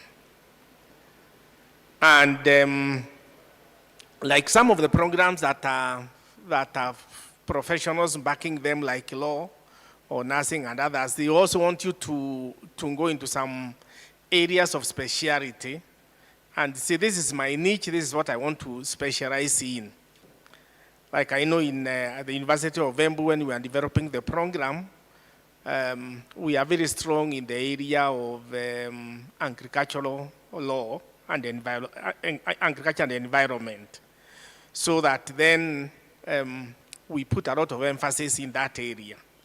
But first and foremost, as I've said, the university must establish there is a need, and therefore we have to do a needs assessment so that we don't just start a program for the sake of starting a program. We find out that there is need, and therefore we start working on that program. And then when we start developing that program, we've to go through various stages where, for example, we involve the experts to help us in the content. And in our case, like if you are talking of law, the CLE will come in very, very handy to ensure that then whatever you are proposing you want to teach in this program is really what needs to be there. So we'll do that, we'll bring experts, we sit down, and it's a process. Sometimes it can take, developing a program can take between 6 months to 1 year because of the many stages that we have to go through and the various quality stages that we have to put in place.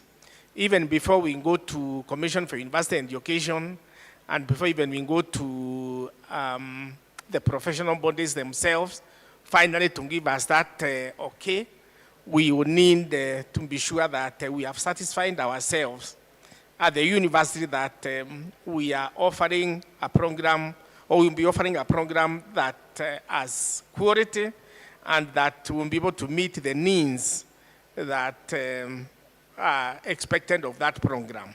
So when we do that, then in the universities, the body that has the ultimate authority to approve and pass programs is the Senate.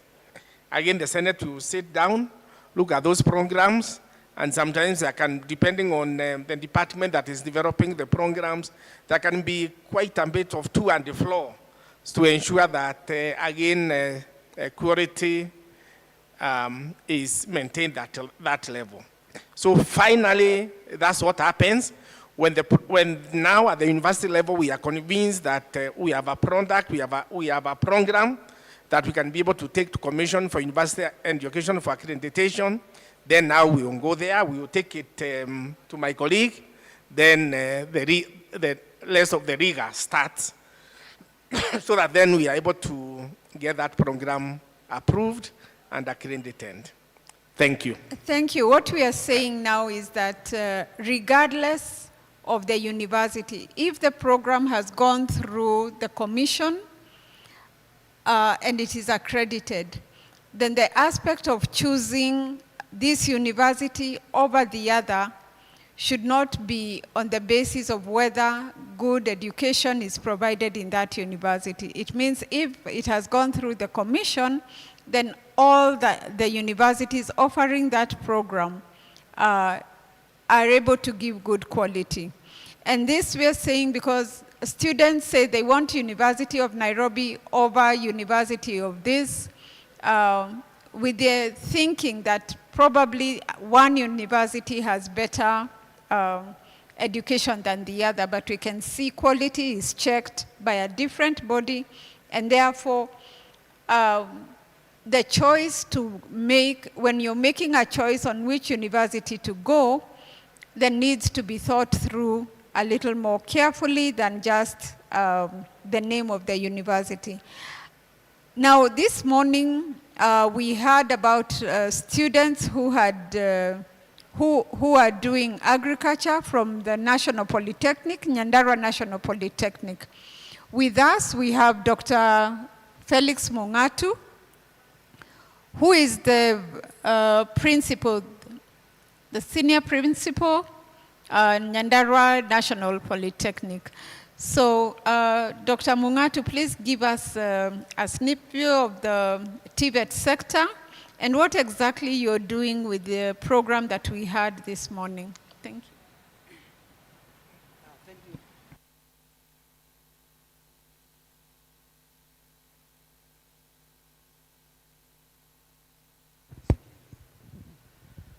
Thank you so much, Chair and the CEO of KUCCPS.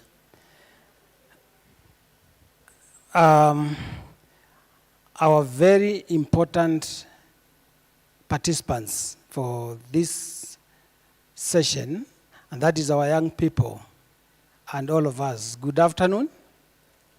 My name is Dr. Felix Mongatu, the Chief Principal of the Nyandarua National Polytechnic. I am also the Chair of Education and Training in our association called Kenya Association of Technical Training Institutions. And Chair, I want to say I'm so glad, I feel honored to be part of this conversation to talk about TVET. And I'm talking about TVET sector at a time when TVET stands at the heart of Kenya's skills, jobs, and economic transformation in the country. So I think it is a very opportune moment to talk about TVET. And also, we have also heard the KCSE results released just the other day. So I believe we have the right audience. In the TVET sector, our mandate is simple. We are just skilling you. Because if you listen to the media and all over, you find that there are a lot of emerging issues. The demand for skills, both locally, nationally, and globally, the demand is there in very many areas. For example, you saw one of our students here who was talking about working in UK in the agriculture sector. So in the TVET, we are about skilling you. And in which areas are we skilling you in?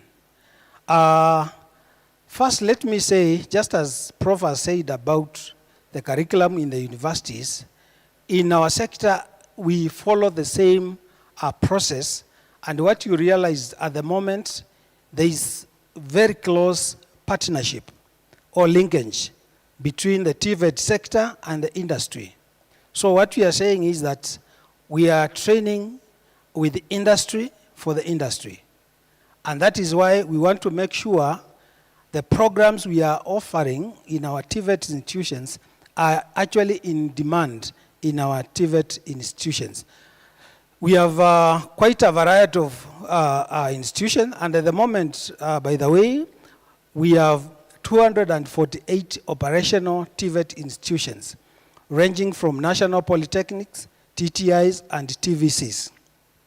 In these TVET institutions, we have a variety of courses. We have engineering courses, talk about building and civil engineering courses, ranging from artisan That is level 4 all the way to level 6, the diploma.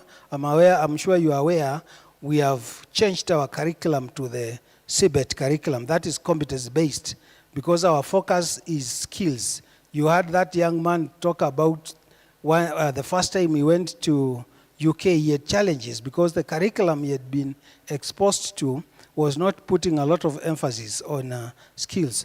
So we have electrical engineering, we have mechanical engineering, we also have courses in business area, we have courses in ICT, we have courses in the medical field, and as Prof has said, before we offer these courses, we make sure we work very closely with the other regulators of those programs, so that again, we don't train you and you don't fit into the market. So we have so much for you, and I want to say, Chair, I know these young people are asking very honest questions. I cleared my KCSE, so what is next with my grade? And I want to tell you, in the tertiary education, ranging from the universities, middle level colleges, we have enough space for you. So you don't need to be worried. Thank you so much. Thank you, Daktari. We have, you mentioned that now we are modular. A person who did KCSE and got a grade that will get them to the university, are they able to do a modular course as they wait to go to the university? How long will that take them to do that, and will they graduate with a certificate as they wait to go to the university? Thank you so much, Chair, for that very important question. Yes, one of the changes that has happened in TVET is the change of our curriculum to modular. We have converted it to CBET, where we have different levels. Level 4, which is equivalent to artisan, level 5, craft, and level 6, which is a diploma. But now, within these levels, we have put them into modules, which take roughly around 300 hours. That is about 3 months. So in each area, whether you are in mechanical engineering, whichever level, we have put them into modules, and each module lasts 3 months. But now, even besides that, we have what we are calling micro-credentials. Within the module, there are also other skill sets which you can finish even faster than the 3 months, because these are in form of short courses. So we have those ones we are calling micro-credentials, and once you do that, and especially in the national polytechnics, we will still certify you in that area, and you can still go out in the industry and work. And the most important, what you are saying, Chair and the audience, is that majority of us are still clinging to the old school of thought that used to look at the TVET as the pathway for the failures. I want to make it very clear in this forum, TVET is not an alternative pathway. TVET is a strategic pathway. If you want to make a strategic decision in your life, regardless of the qualification or the grade you got in Form 4, and I'm happy the CEO has asked this question, in TVET, you can enroll for a skill course which will take a shorter period, of course, as you wait to join the university. But most importantly, it will be good if you could take a short course which will align with the course that you will eventually take at the university. You'll see a lot of value addition. Thank you. Thank you so much. We've heard that TVETs are training with industry for industry. And the focus is on the skills. at the university level. Professor Mugendi and Professor To, can you get us to understand whether we have the same thinking at the university, training with industry and for industry, especially now that we are talking about the education transition from KCSC or from 844 to CBE?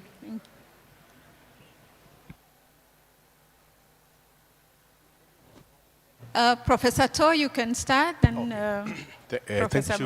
Thank you very much, Madam CEO, for that. And allow me to say this, that we are now in the 21st century, and the 21st century has certain demands, especially for the future workplace. And this century demands that we get graduates who have the relevant skills and competencies. And the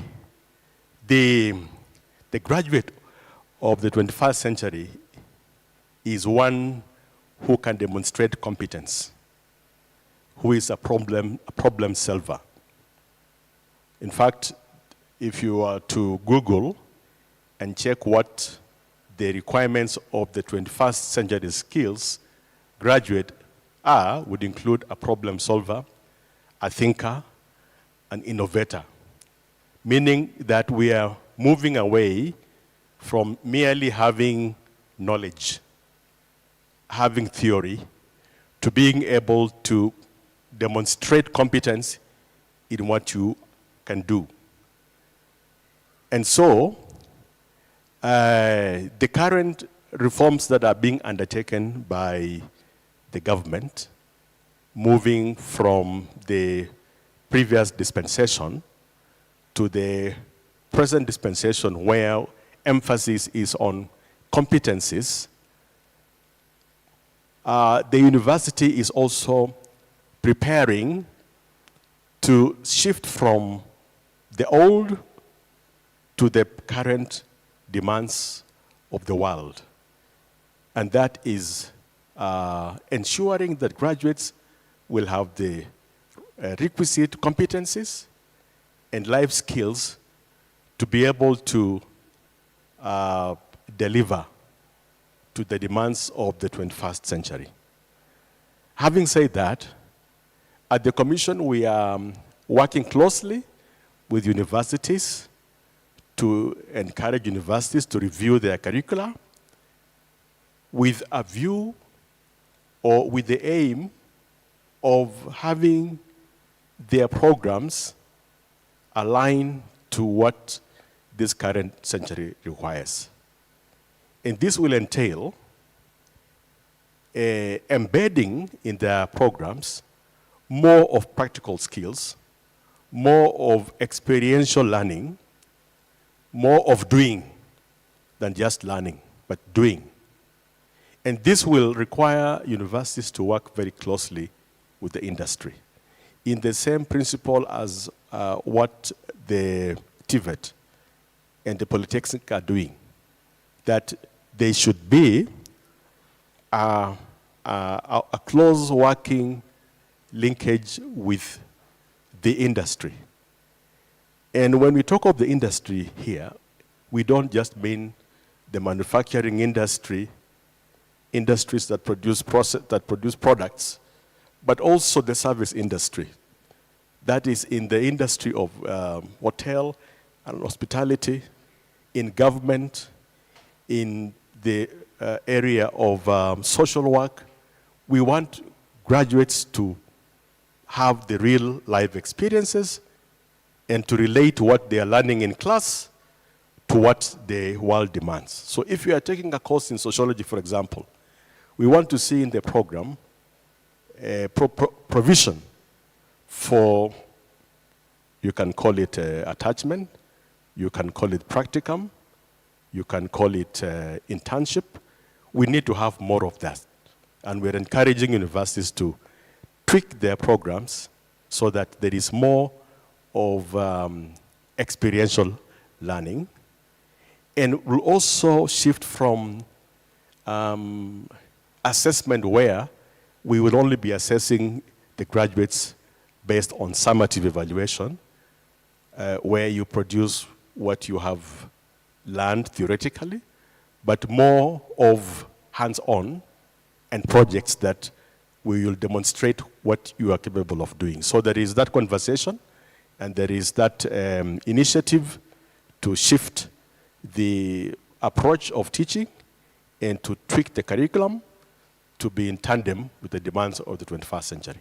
Thank you very much. Thank you, Professor Mugendi.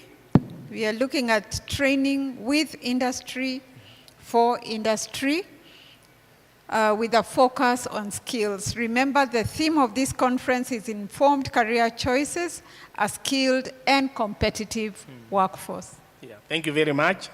I think my colleague has said it all, that at the universities, we are now having a paradigm shift so that we are training our students to be more hands-on in everything that we are doing.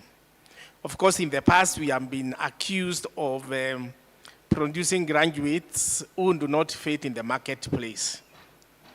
That, yes, we've had students we have graduates who have gone through our programs for 4 years, 5 years, 6 years.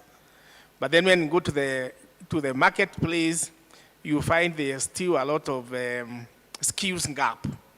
And therefore, I know one time I was talking with somebody in the industry, and they are saying, it will still take another 1 or 2 years to train these graduates of viewers to be able to fit in what we do. So that is what, that is the divide we are trying to close, so that we have more of what we are training our students in, comparable with what the market demands. And this cannot happen if then we continue working in silos. We need to be able to integrate the industry in our curricula, the industry is in what we do. And I think my colleague has defined and has said, when you think of industry, it's not the manufacturing industries only, or service industries, it's everything that we do out there. For example, we are thinking of like a teacher that we are training. How do we train a teacher and then make this teacher very, very effective? Of course, with the CBC and CBE now, it cannot be otherwise. Because then remember, CBE is student-centered. So we will need to have that teacher who is able to fit in that space, so that then the student becomes the object, not him coming and standing in front and lecturing and writing notes and telling the student, copy. You know, in my time, we would be told copy, marks for nothing. So we just copy what the teacher is doing and then we reproduce it. But I think for now, we are training them to be inquisitive, to be more practical oriented, to be able to ask questions. So even this teacher will need to fit in that space. And for example, now we are even introducing, like when you talk of teaching practice or practicum, like for teachers, we are introducing two practicums or two teaching practices, so that then we are sure that by the time we release this teacher out there, he is very competent, or she is very competent to be able to fit in that environment. So I want to say, in our current dispensation, we are emphasizing a lot on skills development. Whether we are training people in commerce, we are training them in law, we are training them in nursing, we are training them to be teachers, we are training them to be bankers, we are emphasizing a lot on skills. And therefore, that's why I say that here on, also our lecturers, because some of us who might be like my age, we are used to yellow, you know, those used to call yellow pages. We also need to be retooled. We also need to get to that space where we can be able to interact with our students and be able to be of use to them and be able to impact the 21st century knowledge and to be able to make them competent in this current environment, which actually, as you know, as we train these students, we are not even training them for Kenyan market. We are training them for the global market. And therefore, we want them to be competitive, not only here in Kenya, but out there. And I can tell you so far, our graduates have been doing very well, even out there. And we can do better. And I think we have the opportunity, and indeed, as I've seen, the universities, the current universities, and the universities that we have are living to that task. Thank you. Thank you so much, Professor Mugendi. In the audience, I know we have students. I can see students in uniform. We have the Form 4 leavers. We have parents, and we have teachers. As we work to get this 21st century graduate who is a problem solver, a thinker, and an innovator, what do you have to say of career guidance towards this 21st century person that we want to see, this Kenyan that we want to see? Just let us know, or even ask any questions that you think the panelists here can respond to based on what they have said and what we envision to get in these 3 days, and we'll be able to get them to answer your questions. So any question from the students, the parents, a teacher, a Form 4 leaver who's waiting to get placed?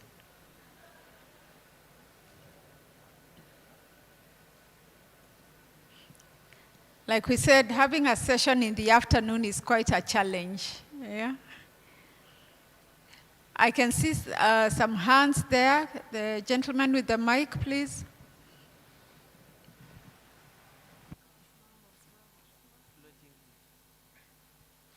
Introduce yourself, your school. My name is Newton Mulekano from St. Joseph's Ngong High School. And my question is, what do you do to ensure that the courses you are offering are marketable within our region, in Africa or abroad? Thank you. Thank you. What do you do to ensure that the programs that you're offering are marketable in the region and even abroad? Any of the gentlemen can take that, because we have the TVET sector and the university. They should tell us how they do that. Another question?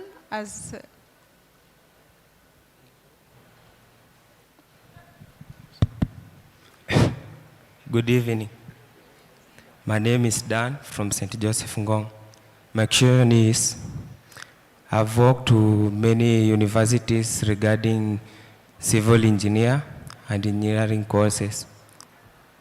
But the issue was, myself I've been admiring to be an aeronautic engineer. But when I worked there, I found out that it's an irony to see that the dream that I've been eagerly wanting to pursue, it has not been reconsidered by the government. So does that one mean that my dream has faded away? Thank you. My name is Anthony. Yes, that is taken. We'll be able to respond. Yes, gentlemen.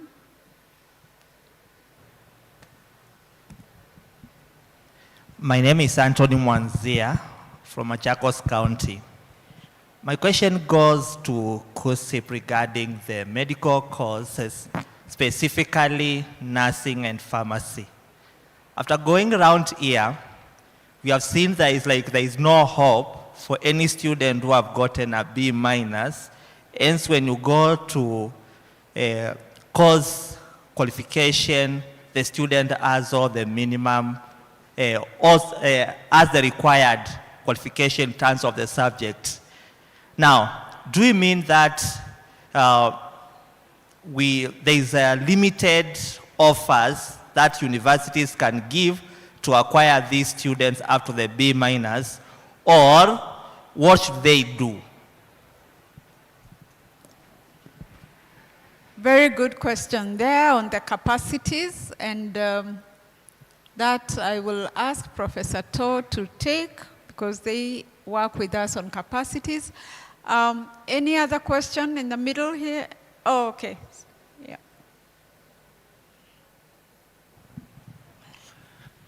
Yeah. So I'm Hansel. I was asking where you could get the information about. Sorry, I didn't get your introduction. Are you Form 4 student? leaver. Form 4 leaver. Yeah. Good. So asking about where you can get information about the uptake of a specific course so that you can know just how competitive it is.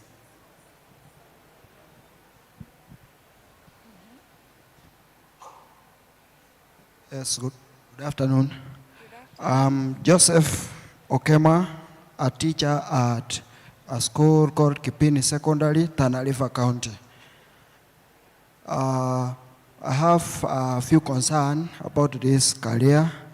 One, with the current 844 system, it has taken very well, and the CUCCPS came in, and the students, more especially from those interior areas, are well guided. But I have an issue with the current generation that is taking CPE. These kids, like from where I come from, the students we've admitted, they have not been guided properly from the junior school. And the mothers were made worse when the president declared that students should just get to any school and they be admitted.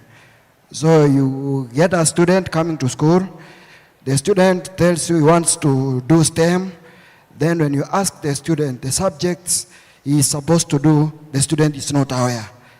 Then again, they also come to your school, and in your school you have been allocated STEM and maybe social science. Then you get a student doing art and, a student doing sports science is coming to your school, and he has been instructed by the chief that he must be admitted in that school.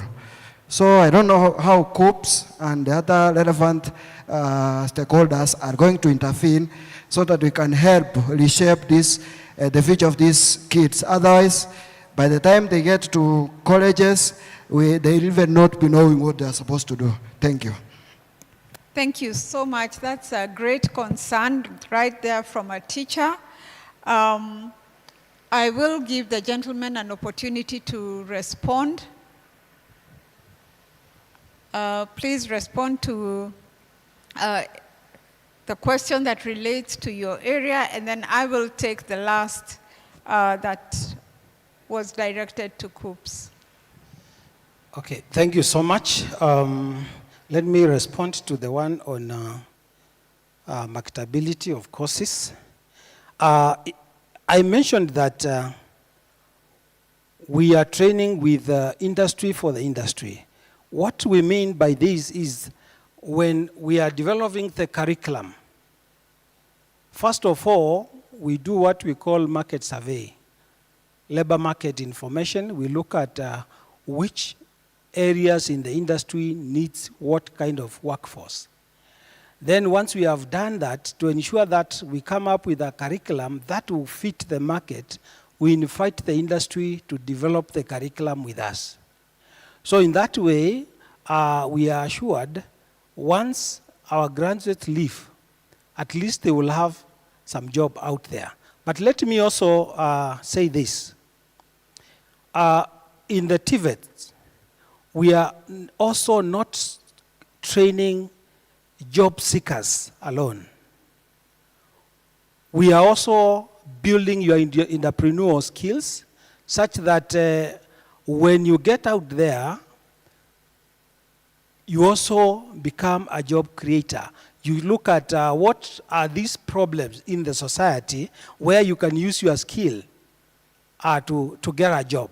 And in most of the cases, with the skills we offer, you might find that it is just your labor that is required. Probably the material to offer the service you'll be given, just your labor. and you are earning. So that one we do internationally, or let me talk about, because you talked about in the region, when you are doing labor market collecting labor market information, we also look at which region needs which skills. For example, I come from Nyandarua. Already we have a curriculum on value addition to potatoes, because that is one of the great farming activity done in Nyandarua. So we are looking at that value chain on how we can add value to potatoes. Other areas, we'll also look at which curriculum or which courses will fit graduates from there locally, and then of course nationally and globally. Globally, again, we are also doing collecting a lot of information, looking at which part of the globe needs which skills. For example, you've heard there are those who are going to the UK. Actually, and it is not agriculture only, Chair, let me say, we are exporting a lot of labor to other countries. From our TVET institution, and even talking about Nyandarua specifically, we have sent our graduates to Dubai, Qatar. We have sent our graduates to Netherlands in different, not agriculture this time, in other fields.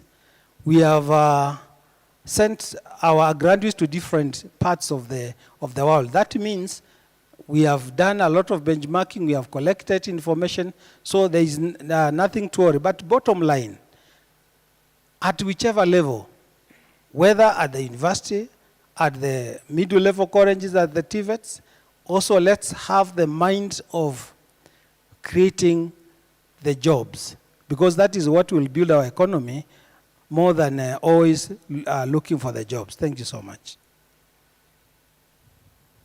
Thank you, Daktari. We can hear from Professor To, as you also give your final remarks. Okay, thank you very much. I will pick up let me pick up the one on nursing and pharmacy. This was a question from Anthony Watia from Machakos, and your concern is on the medical courses, that there seems to be a limited number of students who are being admitted for these programs in the medical field, and that the entry requirement has risen to as high as B-. So what happens to those who would have wished to join those fields? And now let me explain that we determine the capacity from the commission. And the capacity per institution and university is based on 4 parameters. First is whether the institution that is offering that program in the medical area have facilities and equipment. And if the lecture rooms, the labs are adequate. And then 2, they must show that there is a facility, a health facility where students can be able to be attached, can be taken to undertake their practicals in the teaching.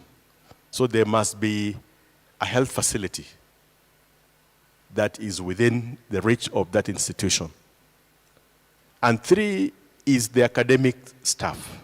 Do they have qualified academic staff to be able to take those courses?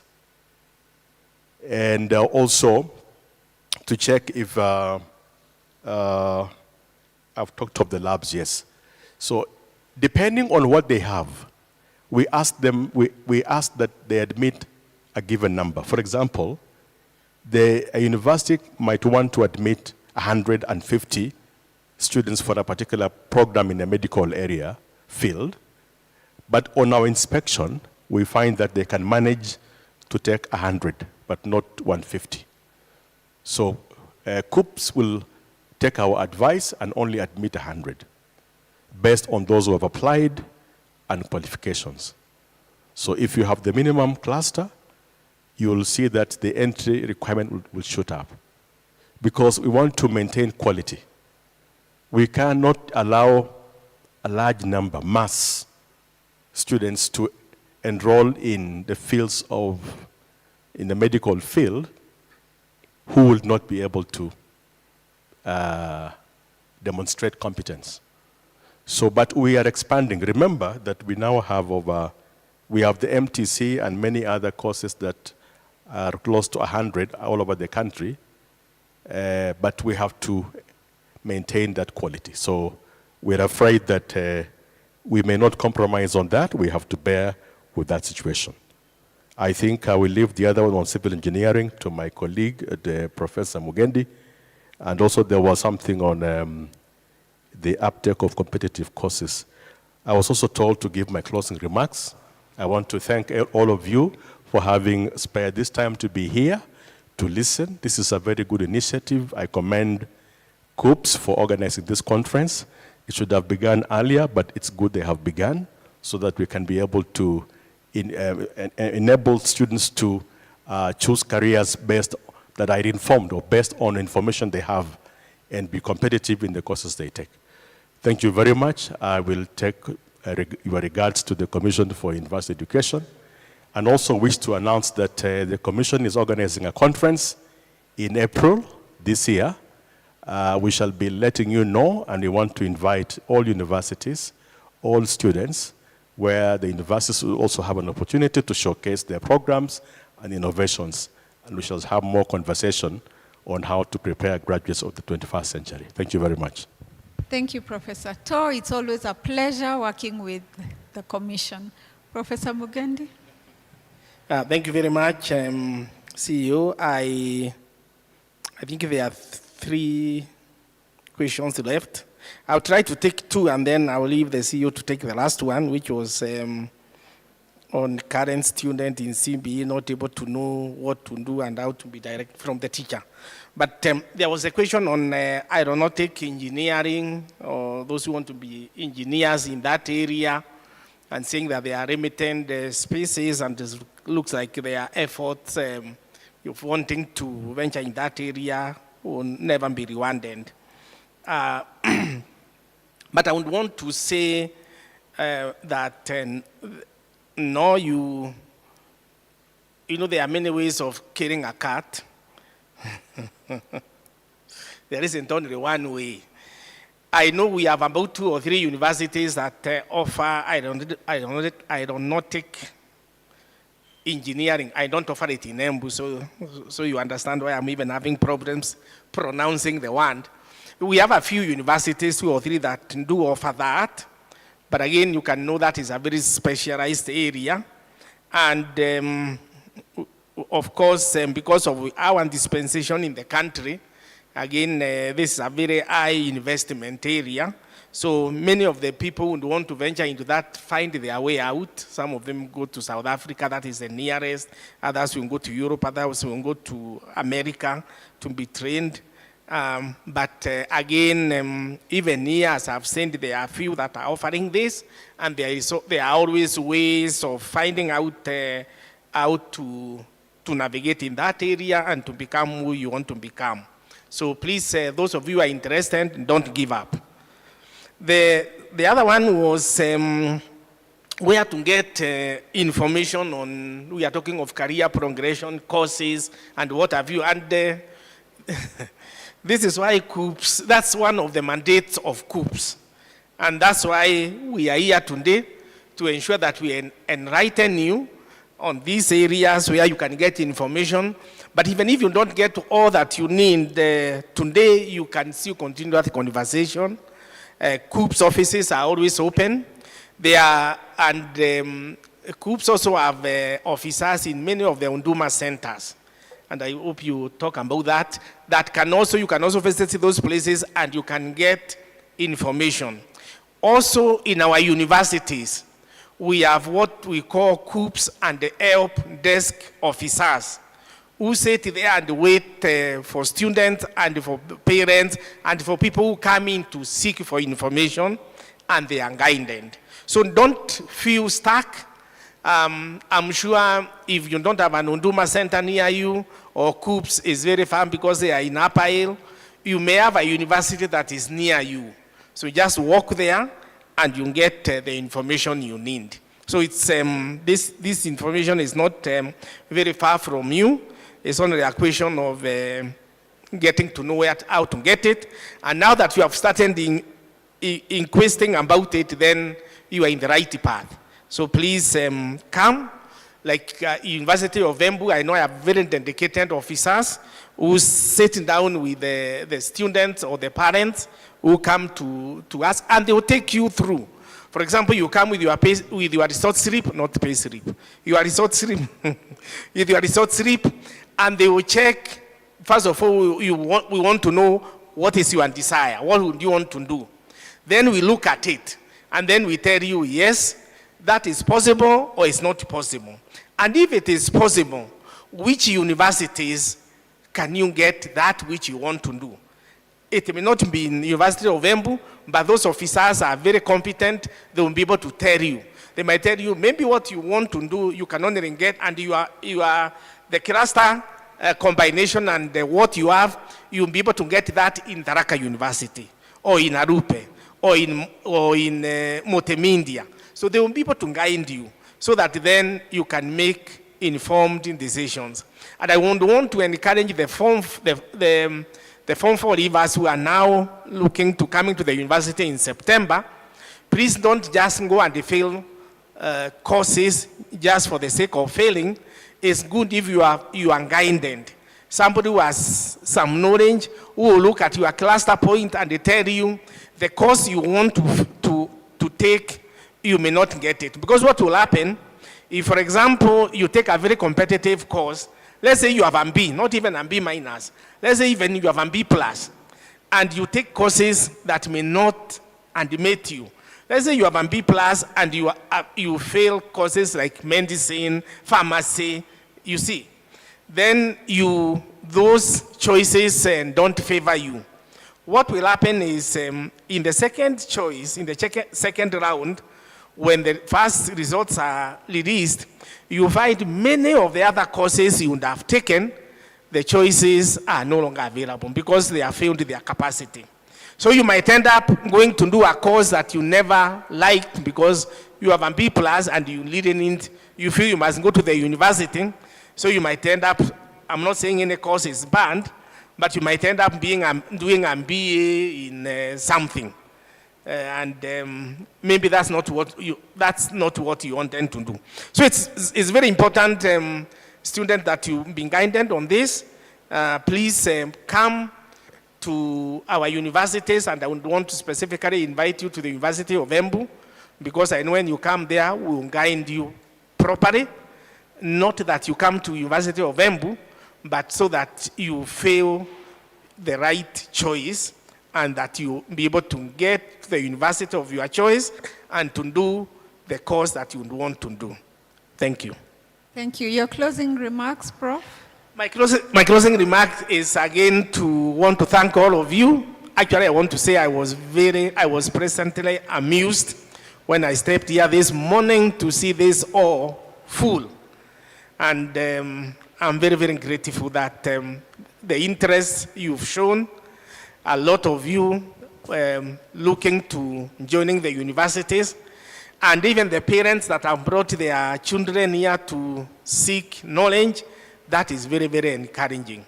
I'm a Bible believer, and the Bible tells me that the days of ignorance gone overlooked. But now that you know, you suffer the consequences. So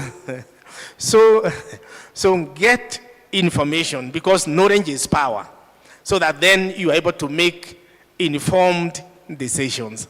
And therefore, for me, I'm very, very grateful. I'm looking forward to another 2 days of great interactions tomorrow and the day after. And thank you very much for coming. Thank you. Thank you so much, Prof. Indeed, knowledge is power, and that's why we are here. I want to respond to the teacher from Tana River.